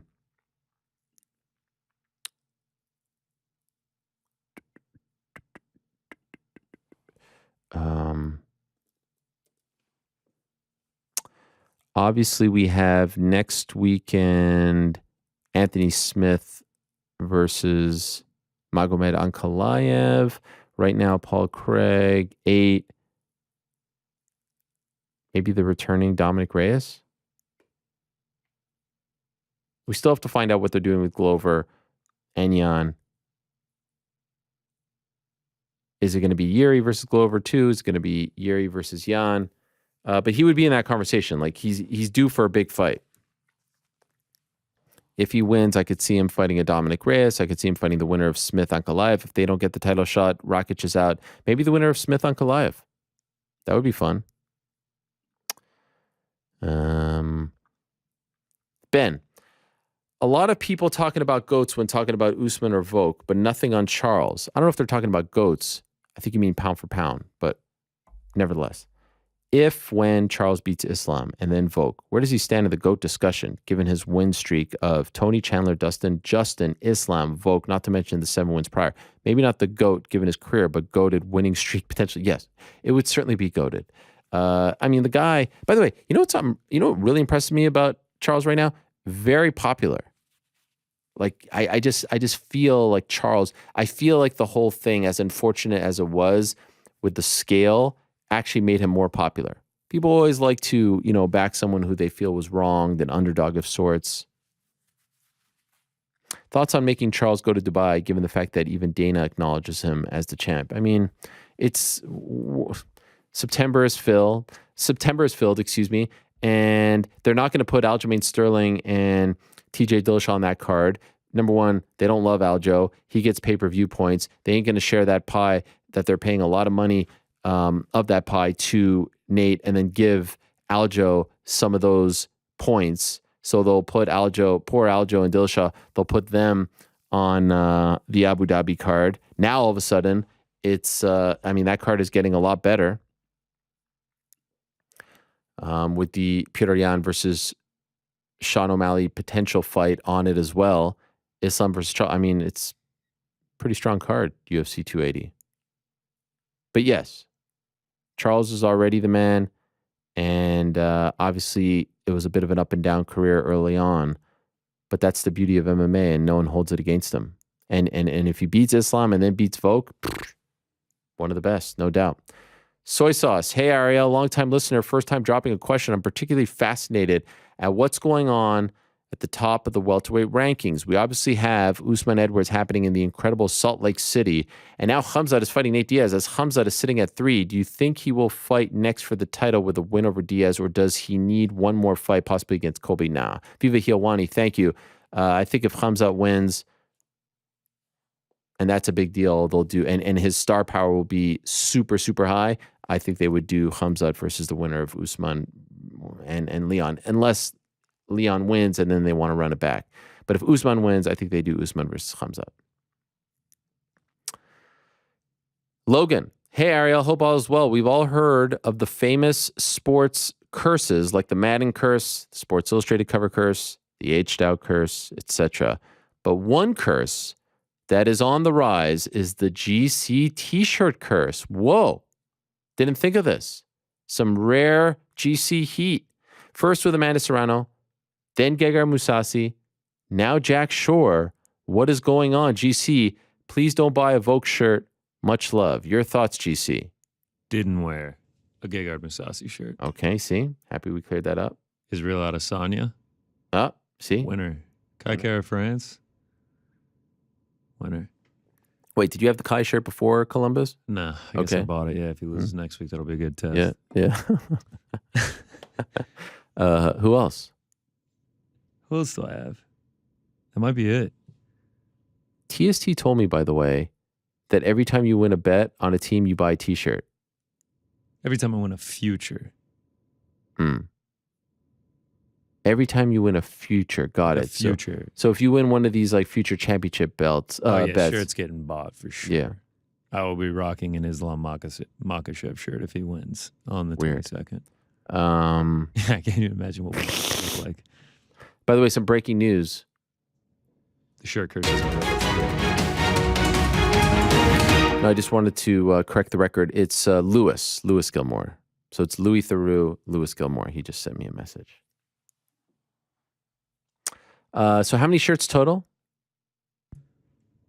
Well, I have an Usman one that I'm breaking out in August. Wow. No love for Leon? No. Wow. Not sure how I feel about that. Can you get an Arnold Allen shirt? I actually would love one of those. Yeah, I need to whip something up for that. I have a Cyril Gahn shirt because of France. Right. That'll be a nice test. He's like a -6. Did you buy it in France? No.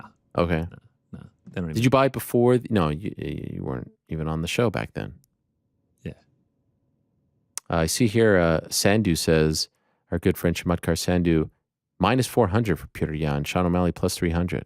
What do you think? I already got in on Jan. Yeah. You already got in? Yeah. Golly, look at you. Dropped. Yeah, had to get on. Francis Ngannou shirt. That's another one. One is an underdog shirt. He won. Does not exist. All right. We've just squashed it. Jacob, good morning, Ariel. Congrats on the Real Sports segment. Thank you. And I appreciate everyone who tuned in and all the nice words. Now that UFC 279 and 280 have announced headliners, look at your crystal ball for us and predict who we can see headlining 281 and 282. So 281 would be MSG. Give me Izzy versus Pereira. I like that one for MSG. Too soon for Volk. Sterling will fight in October. Figueiredo won't be back.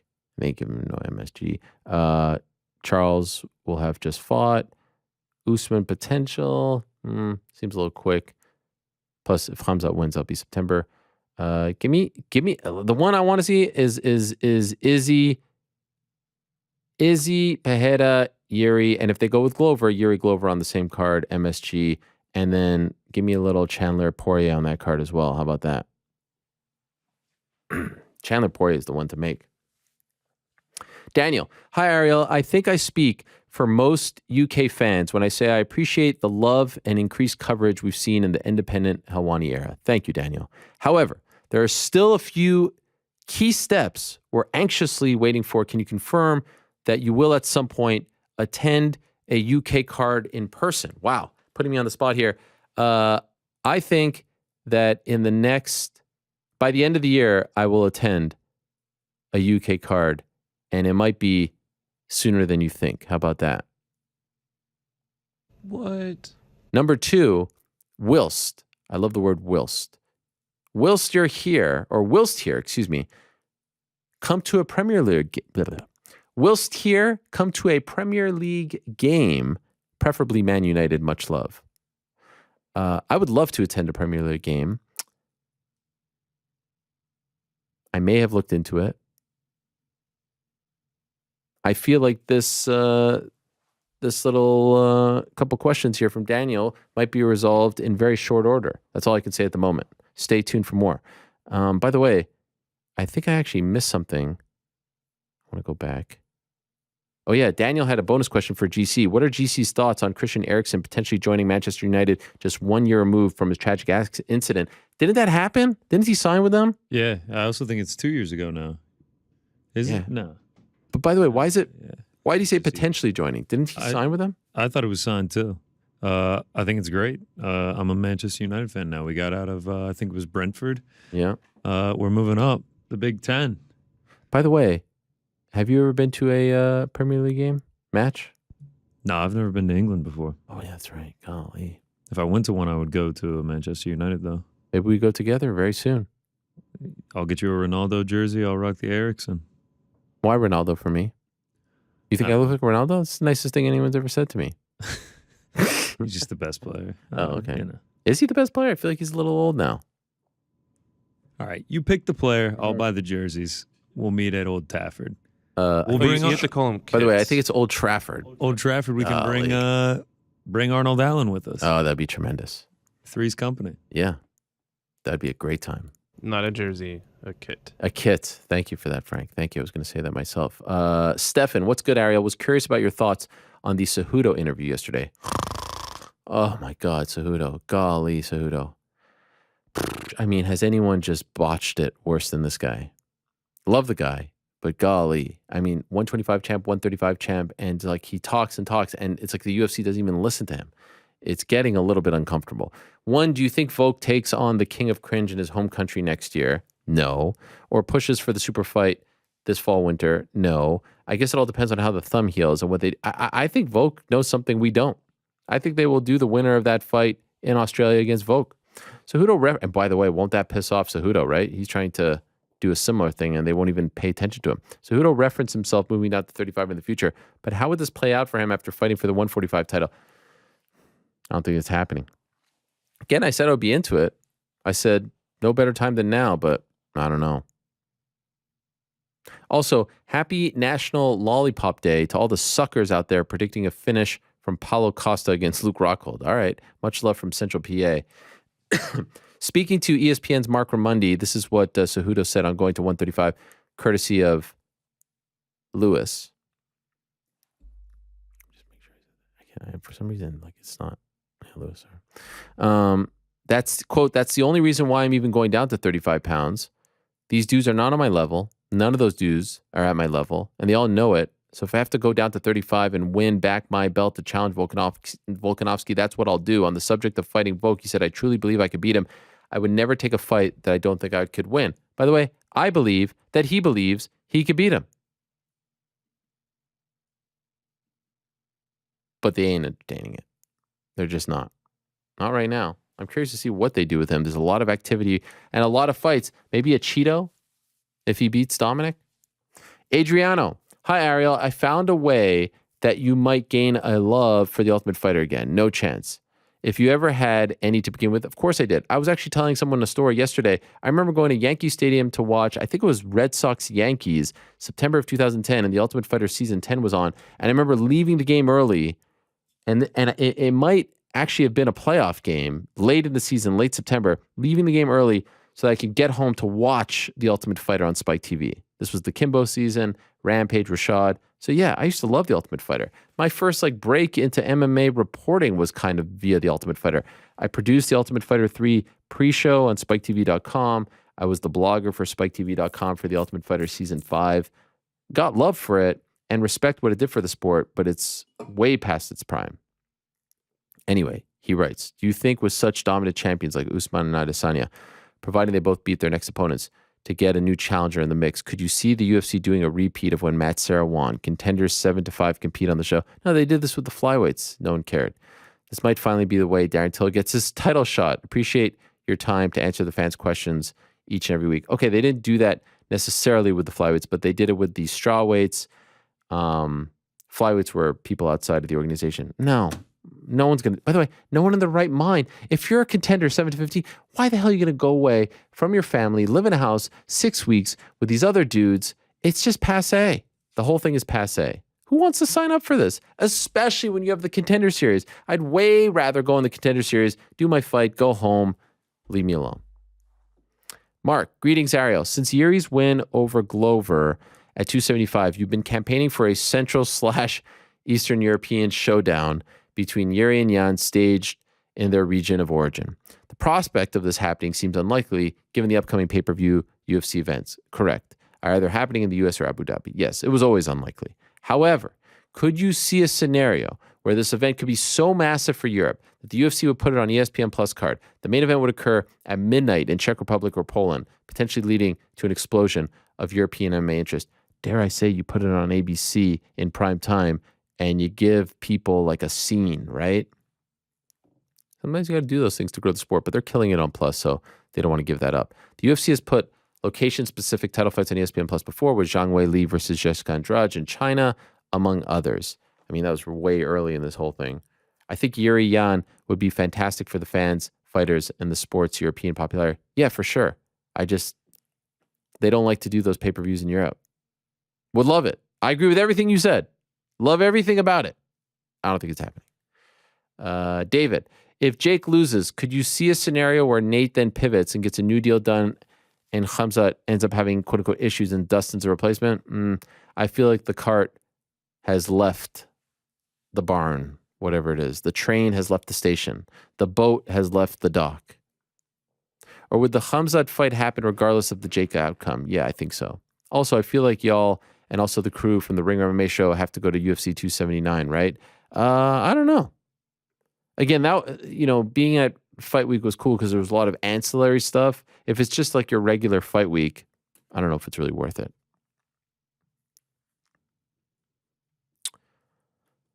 Alex Weber, A-Dub. Congrats on the HBO Real Sports debut. I really enjoyed the bird watching piece. Can you walk us through the production? How could you be following multiple teams across all of New Jersey in one 24-hour period? Did you write the script yourself? There were some great lines, including the swamps, smokestacks, and mafia bosses apropos on HBO. When's the next one? This is from Lewis. Ariel, can you speak to the rumors that you are jealous to have not met Alex? I am very jealous that I haven't met Alex, especially since like he was literally standing outside our building here waiting for Israel and didn't stick around to say hello. So that seemed weird. New York Rick has met him. Frank has met him. GC has met. Everyone's met him, and I haven't. Bit weird. Not sure how to feel about that. I appreciate the kind words.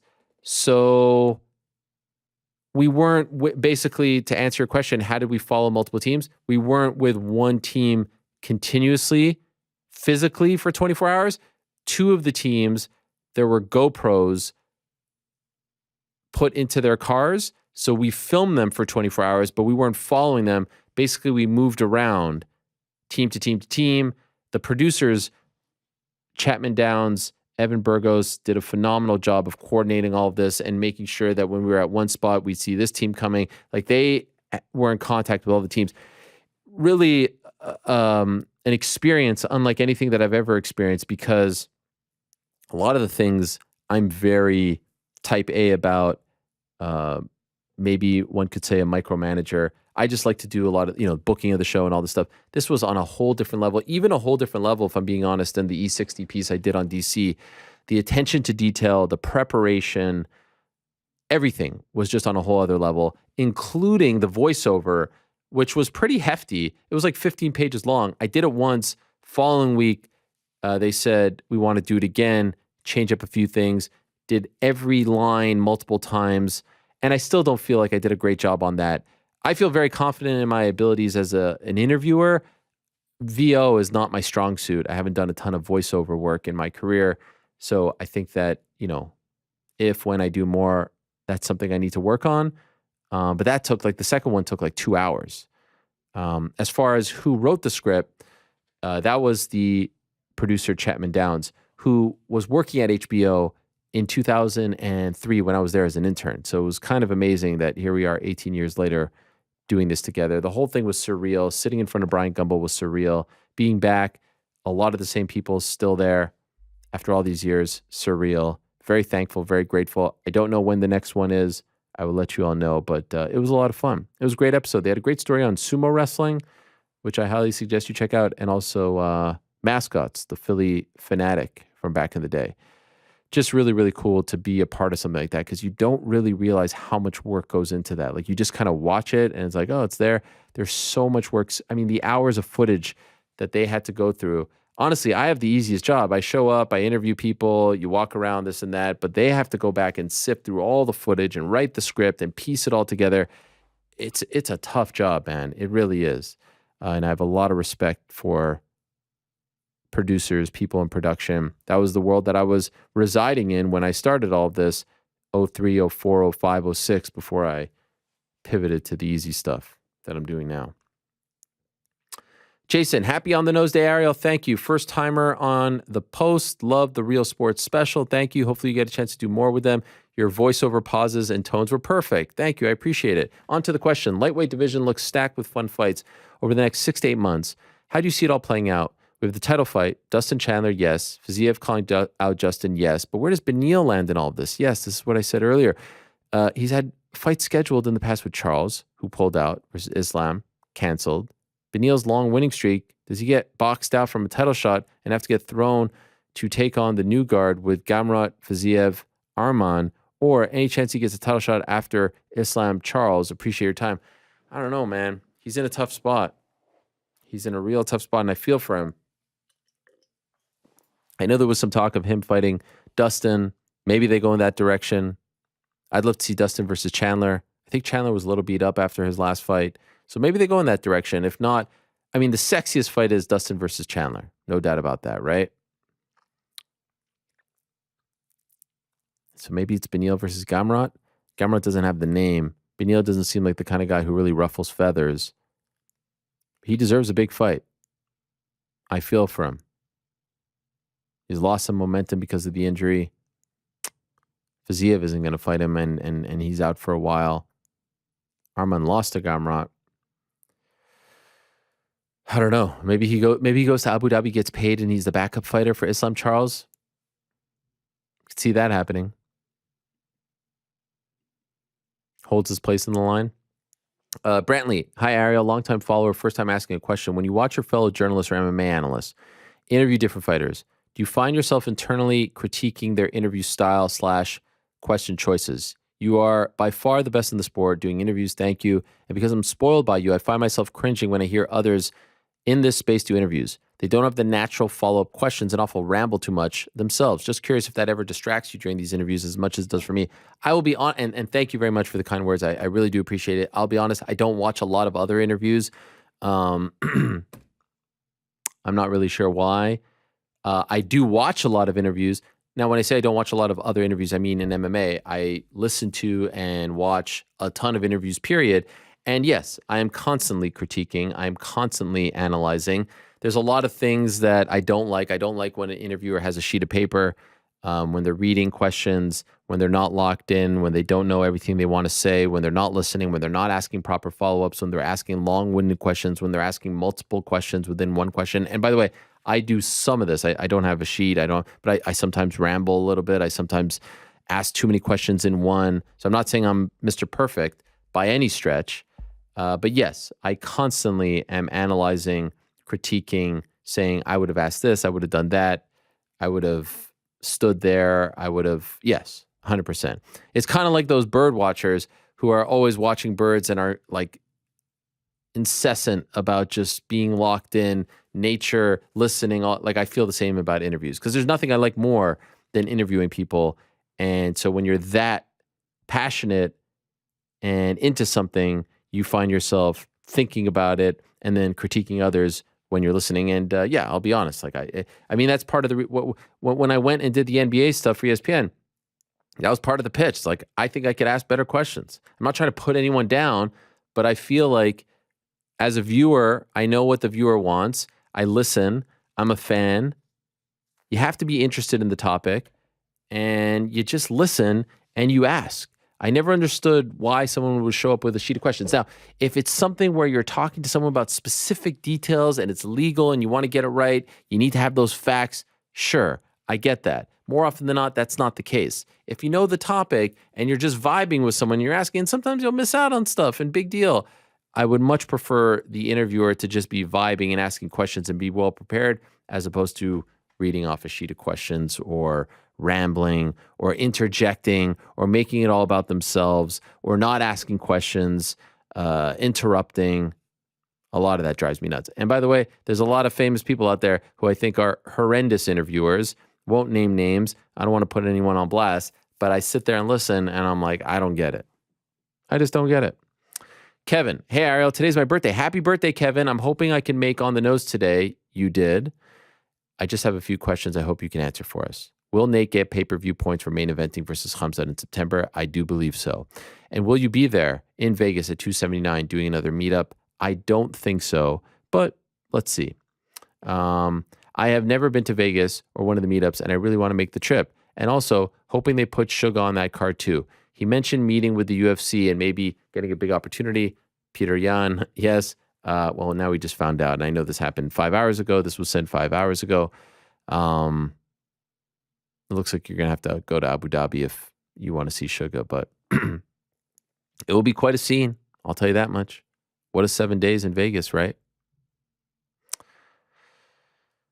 Tanner, Ariel, a couple more here. How do you feel about ESPN Plus, the platform you built, yet again raising their prices? This time it is quite a significant increase, all the way to $9.99, and they seem to have no plans of stopping. When will Disney stop increasing MMA fans' costs? I feel bad for MMA fans. No fan base has to pay more to watch their product than MMA fans. NBA, yeah, sure, you could talk about League Pass, you could talk about the MLB package, whatever, but you know, you still get the best games on for free or on basic cable. The best MMA fights are on pay-per-view. The second best MMA fights are on ESPN, which is not free, but okay, fine, that's the basic cable. And then you have all these ESPN Plus things. That's not free, and now it's going to $9.99. When they first came out with ESPN Plus, it was relatively cheap. It might have been $4.99, $5.99. I knew it would never stay that way. You get people in, smart, get people in, show them the product, invite them, let them hang out, get comfortable, and then you slowly but surely amp it up, amp it up, amp it up. And ESPN Plus is doing very well, and Disney is doing very well. And guess what? If you're an MMA fan, there ain't nothing you could do about it. They might lose a few along the way, but it's going to be so lucrative and so beneficial. There ain't nothing you can do about it. So unfortunate and kind of crazy. Like there's no Ariel the bad guy, and they raised the prices. I'm shocked. Yo, Ariel, PZ, does it come across as a little bit hypocritical for DC to label Jon Jones a cheater? DC recently admitted to cheating himself by holding the towel during the weigh-ins. If you're going to compare steroids to holding a towel, GTFO. What are you talking about? Seriously? We're really going to do that? We're really going to compare steroids to holding on to a towel? 1 pound? You think that 1 pound made any difference? Come on. I'm not saying both cheats are equal. Thank you. But cheating is cheating. No. Cheating is not cheating. Okay? One is actual steroids that make you strong and powerful and gives you cardio and endurance. And one is holding onto a towel. Come on. Also, DC, had DC not made weight, it would not have counted as a title defense. Fine, whatever. And even could have been stripped of his title a la DuBronx. Also, AJ would have been given a percentage of DC's purse. Yeah, I could see AJ feeling a certain way about it, but not the same. Point is, there were real consequences in both cases when Jones and DC cheated. We know DC intentionally cheated, but the same has not been proven for Jon. Yeah, I can listen to you saying AJ should be pissed. I can listen to you saying, DuBronx should be pissed. I can't listen to you put the Jon Jones thing in the same bucket as the DC thing. No way. And it has nothing to do with my relationship with him. I mean, it's steroids in a fight as opposed to holding a towel. Patrick, favorite segment of the week. 2 quick questions. Ariel, can you expand a bit on the merch that may be coming out? Are we talking hoodies, t-shirts, tanks, maybe with some of the show's famous lines? GC, how do your friends and family feel about your newfound fame? And how does it feel to be the biggest babyface in the game since Goldberg back in the WCW days? Another Georgia guy. Coincidence? I think not. Actually, I feel like GC can handle both of these. So first off, GC, any update on the merch? It's coming. Okay. I can't give an exact date. Okay. It's coming. Near future. And you're excited about it? I'm incredibly excited about it. I think you're excited about it. I just got an update recently, and I am very excited about what we've got here. I'll just say by fall, by back to school, weather starts getting crisp. You should be rocking some MMA Hour merch all across the world, not just the country. And by the way, shout out to the YouTube chat. Everyone on there, we appreciate you all. I see Lewis on there. I see Olajuwon. I see Killishaw. I see a great comment here from KRL/B. No fan base pays more and no talent pool gets paid less except for adult film, and most fans don't pay for that. It is a pretty amazing thing. No fan base pays more and no talent pool gets paid less. Pretty amazing. As for the second part of this question, GC, how do your friends and family feel about your newfound fame? Fine. They make fun of me when people come up to me at events. I would not call it fame. I mean, getting recognized in a niche community, that's what I'd call it. Did you ever expect this would happen? Never. Mr. And it's incredibly cool. And everybody is very nice. Mr. GC. Yes. I was referred to as that, yeah. Amazing. Shout out to Goldberg, though. Used to be one of my favorite wrestlers. Really? Dog. You were a wrestling fan? In the very early days, yeah. Wow. You were a WCW fan? Whenever it was late 90s, early 2000s. Yeah. Goldberg. Georgia Dome? Were you more of a WCW guy than a WWF guy because you were in the South?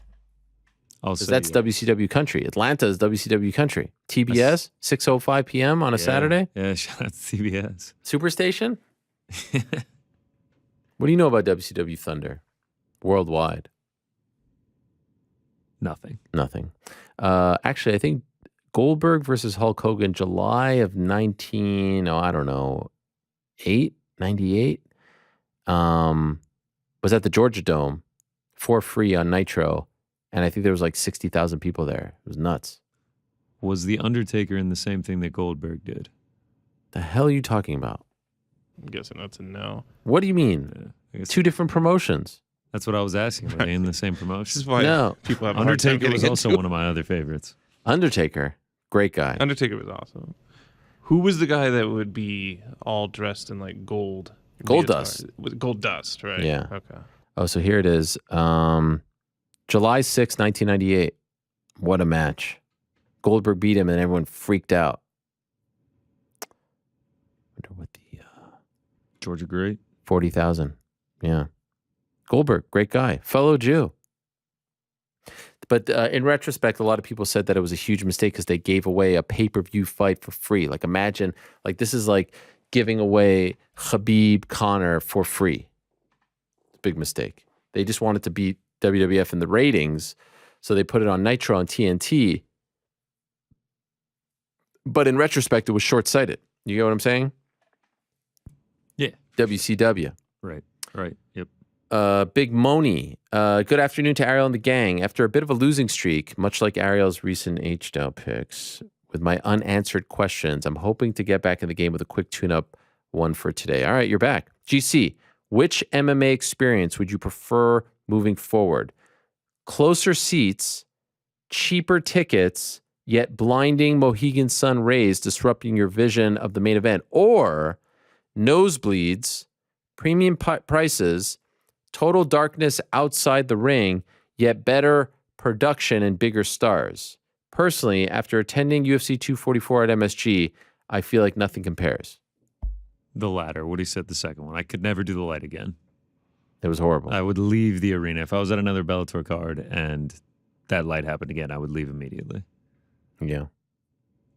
Easy question, ladder. It's like the light that used to be on my face here, giving me migraines. And you almost left. You almost left the show. I almost left. I almost said enough is enough. It was really Big Joe who saved the day. Shout out to BJG. Well, I feel like we've got multiple nicknames now for Joe. Oh. Nothing has really stuck. I mean, we went with Crypto. He hated it. We went with Sloppy. Felt like a little bit lukewarm. And now I feel like Big Joe is sticking. What do we think? Yeah, Big Joe. Big Joe Greenstone. We'll call him BJG. I mean, doing multiple jobs today, just crushing. I mean, King. Oh, wow, there we go. Was that a debut? BJG Frank, gets on the air. Frank, was that on the air? No, but he was speaking loud enough it got picked up by Connor's mic. I mean, this is a guy who has been on the show longer than anyone back there. How many years total working on this show? Stand by 1 second. In one way, shape, or form. I'm going to guess 6.5, 7. Is that on the air? I don't know what's on. It is on the air. Wow. That's big. Why does he sound so far, though? Because he's on his weird headset. Oh, that's a weird thing. But that's some breaking news. That is, Frank. 6.5, 7. You were there for that one dark year. We don't really need to get into that. It was one of the weird. It was like when they brought out like fake Diesel, fake Razor Ramon. We don't need to get into that. Anyway, 6, 7 years, and this is your first time ever on air. And well, actually, you've appeared like walking through the camera shots and all that, but this is your first time your voice has been heard. Yes. I feel like now we got to go with Big JG. This is it. BJG. That's what I'm calling him. BJG. BJG. Big Joe. BJG. All right, Big Joe. I mean, Big by the Joe way, Greenstein. getting some love in the chat. Let us know. Let me see. Oh, can I do? By the way, I saw that you can do polls in the chat. Do you guys know how to do polls in the chat? Guillermo, put it on the poll. How do you do polls on the chat? Oh, they say they can't hear him. Yeah, you know what? That was probably all that. It was good. Which name do you like better for Joe?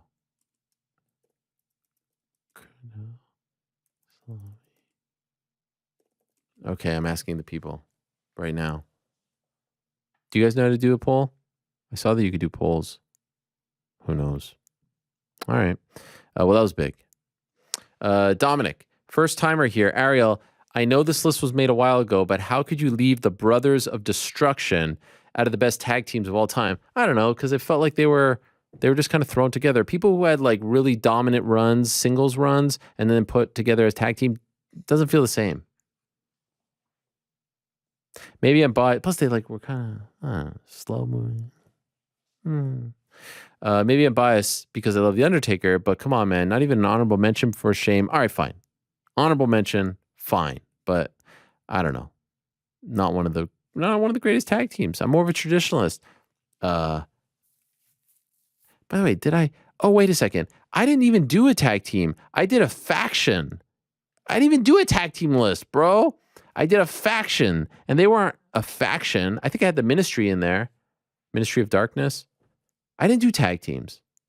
It had to be more than 2. So that's why. Why make me slander the great Undertaker and Kane? Last one from Newman. Hello, Ariel. Hello, Newman. I hear, by the way, Wayne Knight, a.k.a. Newman, is a big MMA fan. Follows me on Twitter. If he's out there, hello. It appears as though we are on the verge of 2 massive potential MMA/boxing crossover matches, which were both originally discussed as realistic possibilities on your program. And Ngannou Fury, Diaz Paul. Wow. What are you getting at here, Newman? Do you think they both happen within the next 12 months? And which fight intrigues you more if you had to pick one? Golly. Whew. I do think there's a chance they both happen in the next 12 months. I can't pick one. I mean, I think they're both intriguing for different reasons. I think the buzz, the buildup, the theatrics around Diaz-Paul would be huge, would be entertaining, would be very unique, will feel big. I'm curious to see how this whole Daniel Kinahan thing affects Tyson Fury, and would the fight have to happen overseas, which, I don't think is a huge problem. Could happen in the UK, of course, Middle East. Which one interests you more, GC? Ngannou Fury or Diaz-Paul? Ngannou Fury. Really? Yeah. I guess from a sporting perspective, right? I mean, it's the two, but like from a entertainment perspective, the buildup for Diaz-Paul would be bananas. Oh yeah, it'd be unbelievable. It does feel like Ngannou Fury are doing it as like friends to both make a ton of money, right? And it'd be an entertaining fight. Diaz, Jake Paul would feel like they hate each other. It'd be great theatrics, right? I'd love to see both. Yeah, I'd love to see both. But yeah, I guess you're right. Ngannou Fury, heavyweight champ feels like a big deal, but they do seem very friendly. Diaz-Paul, obviously not champ, but they don't seem as friendly. Although I saw Jake Paul yesterday say that he's betting on Diaz. How about that? Yeah, against fake Khabib. By the way, I see here there's a vote for Crypto Joe, poll button. Heard the 6-7 years remark. Sloppy, Big, Joby, Big Joe. Oh, I have to be a moderator to make a poll. This according to Olajuwon. Oh, they weren't supposed to let you know that. Well, who's the moderator of this thing? I just got to shrug. Still working on that. All right. Might be Corporate Alex. He's on vacation. Big, sloppy Crypto Joe. Seems like a lot. Don't do polls. Someone mod Ariel so he can do the polls. Polls got to be from the channel account. Fury would school Ngannou. All right, there you have it. By the way, what if this really is the actual Newman? This just occurred to me. Do you think all this time it was the character? Yes. Well, no, like the guy who played the character, Wayne Knight. I don't think that he would continue to go under the name Newman. You never know. Great period in his life. By the way, I think Jurassic Park was probably his best. Killishaw has confirmed that he is member 001. He's the first ever person to sign up for the chat. I think that's actually true. We're going to have to get him a special badge. I feel like he should be the moderator as a result of that. What do you think? No, I don't know about that. Killishaw moderator? Let's go. You shouldn't even have given him the idea. No, I don't know. I mean, he's very proud of this. In his mind, you just made him moderator. Also, everyone has a star next to their name. Can you change that? Like, is there... I feel like the possibilities are endless here with the chat. Yeah. Just like the merch, we're working on it. I get a lot of people who are like, oh, bro, anyone who signs up for Ariel Helwani's chat, first of all, what is it, $2? Something like that? What a loser you are. Or I can't believe you're charging. All these people who are so sad that they can't be a part of it, or they can't part with their $2, or they're just upset that they can't troll the chat. I mean, how much better is the chat now, right? It's unbelievable. Yeah. A great tweet here from Jedi. Let's go to an alternate universe where DC was stripped before UFC 210. He still wins the fight. Then DC Jones at 214 for the vacant title. The fight ends up being a no contest, so the light heavyweight title would still be vacant. Then UFC 220, DC Ozdemir would have been for the vacant light heavyweight title, and DC won. So yeah, he ends up with the belt anyway. But I guess he doesn't get those two title defenses. All right? Stop being such ninnies. All right, there are the questions. How about that? So, a big couple days in the world of MMA.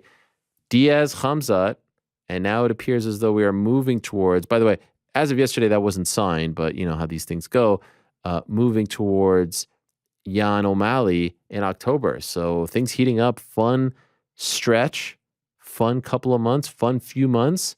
Curious to see how this plays out. Again, could you imagine if some way, somehow, and I get that people are upset, I get that people feel like he's being wronged, he is being, treated unfairly on his way out. But he's at peace with it. So I say we all come to terms with it. We're all at peace with it. And let's see how it plays out. Would be a massive, gigantic, unbelievable scene if he pulls it off. If Khamzat wins, he probably gets a title shot. And I maintain, even if Diaz loses via decision, if he makes it to the 5th round, whatever, I don't know if it hurts him in his quest to try out boxing, potentially fight Jake Paul. What I do think is fascinating, we have talked about Nathan Diaz today on the program. We're going to talk about his future. We're going to talk about his contract. We're going to talk about all these things. I think it's incredibly fascinating that none of us bring up, including myself, including the fans, no one talks about, what about Bellator? What about PFL? What about ONE? Like, no one actually talks about the other MMA organizations because I don't feel like they have done a good enough job of making themselves as viable options. Maybe they could try to break the bank, but what happens when he gets there? Who does he fight? How do they recoup that money? How does it pay off for everyone involved? There was a period 4 or 5 years ago where an Aljo is a free agent, an Alistair is a free agent, a Chris Cyborg is a free agent, a Benson Henderson, a Roy McDonald free agent, and Bellator is a player. It's amazing to me that the arguable number 2 promotion isn't a player. That's an indictment on where they're at right now as a promotion. And I think that they should take that and use that as motivation to get back to where they once were.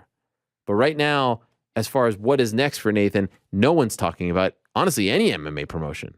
It's go out on your own, do boxing, Jake Paul, this, that, and then maybe even come back. That might be the play. I don't know if this is the end of his run in the UFC. It could be the end for now, but I wouldn't put it past him that he just wants to go out, let his hair down, and then come back. And I think if he goes out on good terms, and I think he's actually in a pretty good spot with the brass. I know Hunter Campbell likes him very much and likes the Diaz brothers and actually has a history with them as well, pre-UFC. And I think Dana will always have a soft spot for them despite the back and forth. That might be the play. We'll follow that and monitor that for the next few months. For now, though, we are out of time. Frank, you can hit my music. Enjoy the weekend, my friends. A lot going on, as always, in the world of MMA. UFC London is the big one. Great card. Had the whole breakdown there from Mr. GC. Got KSW. You've got Invicta tonight, by the way. Do check them out.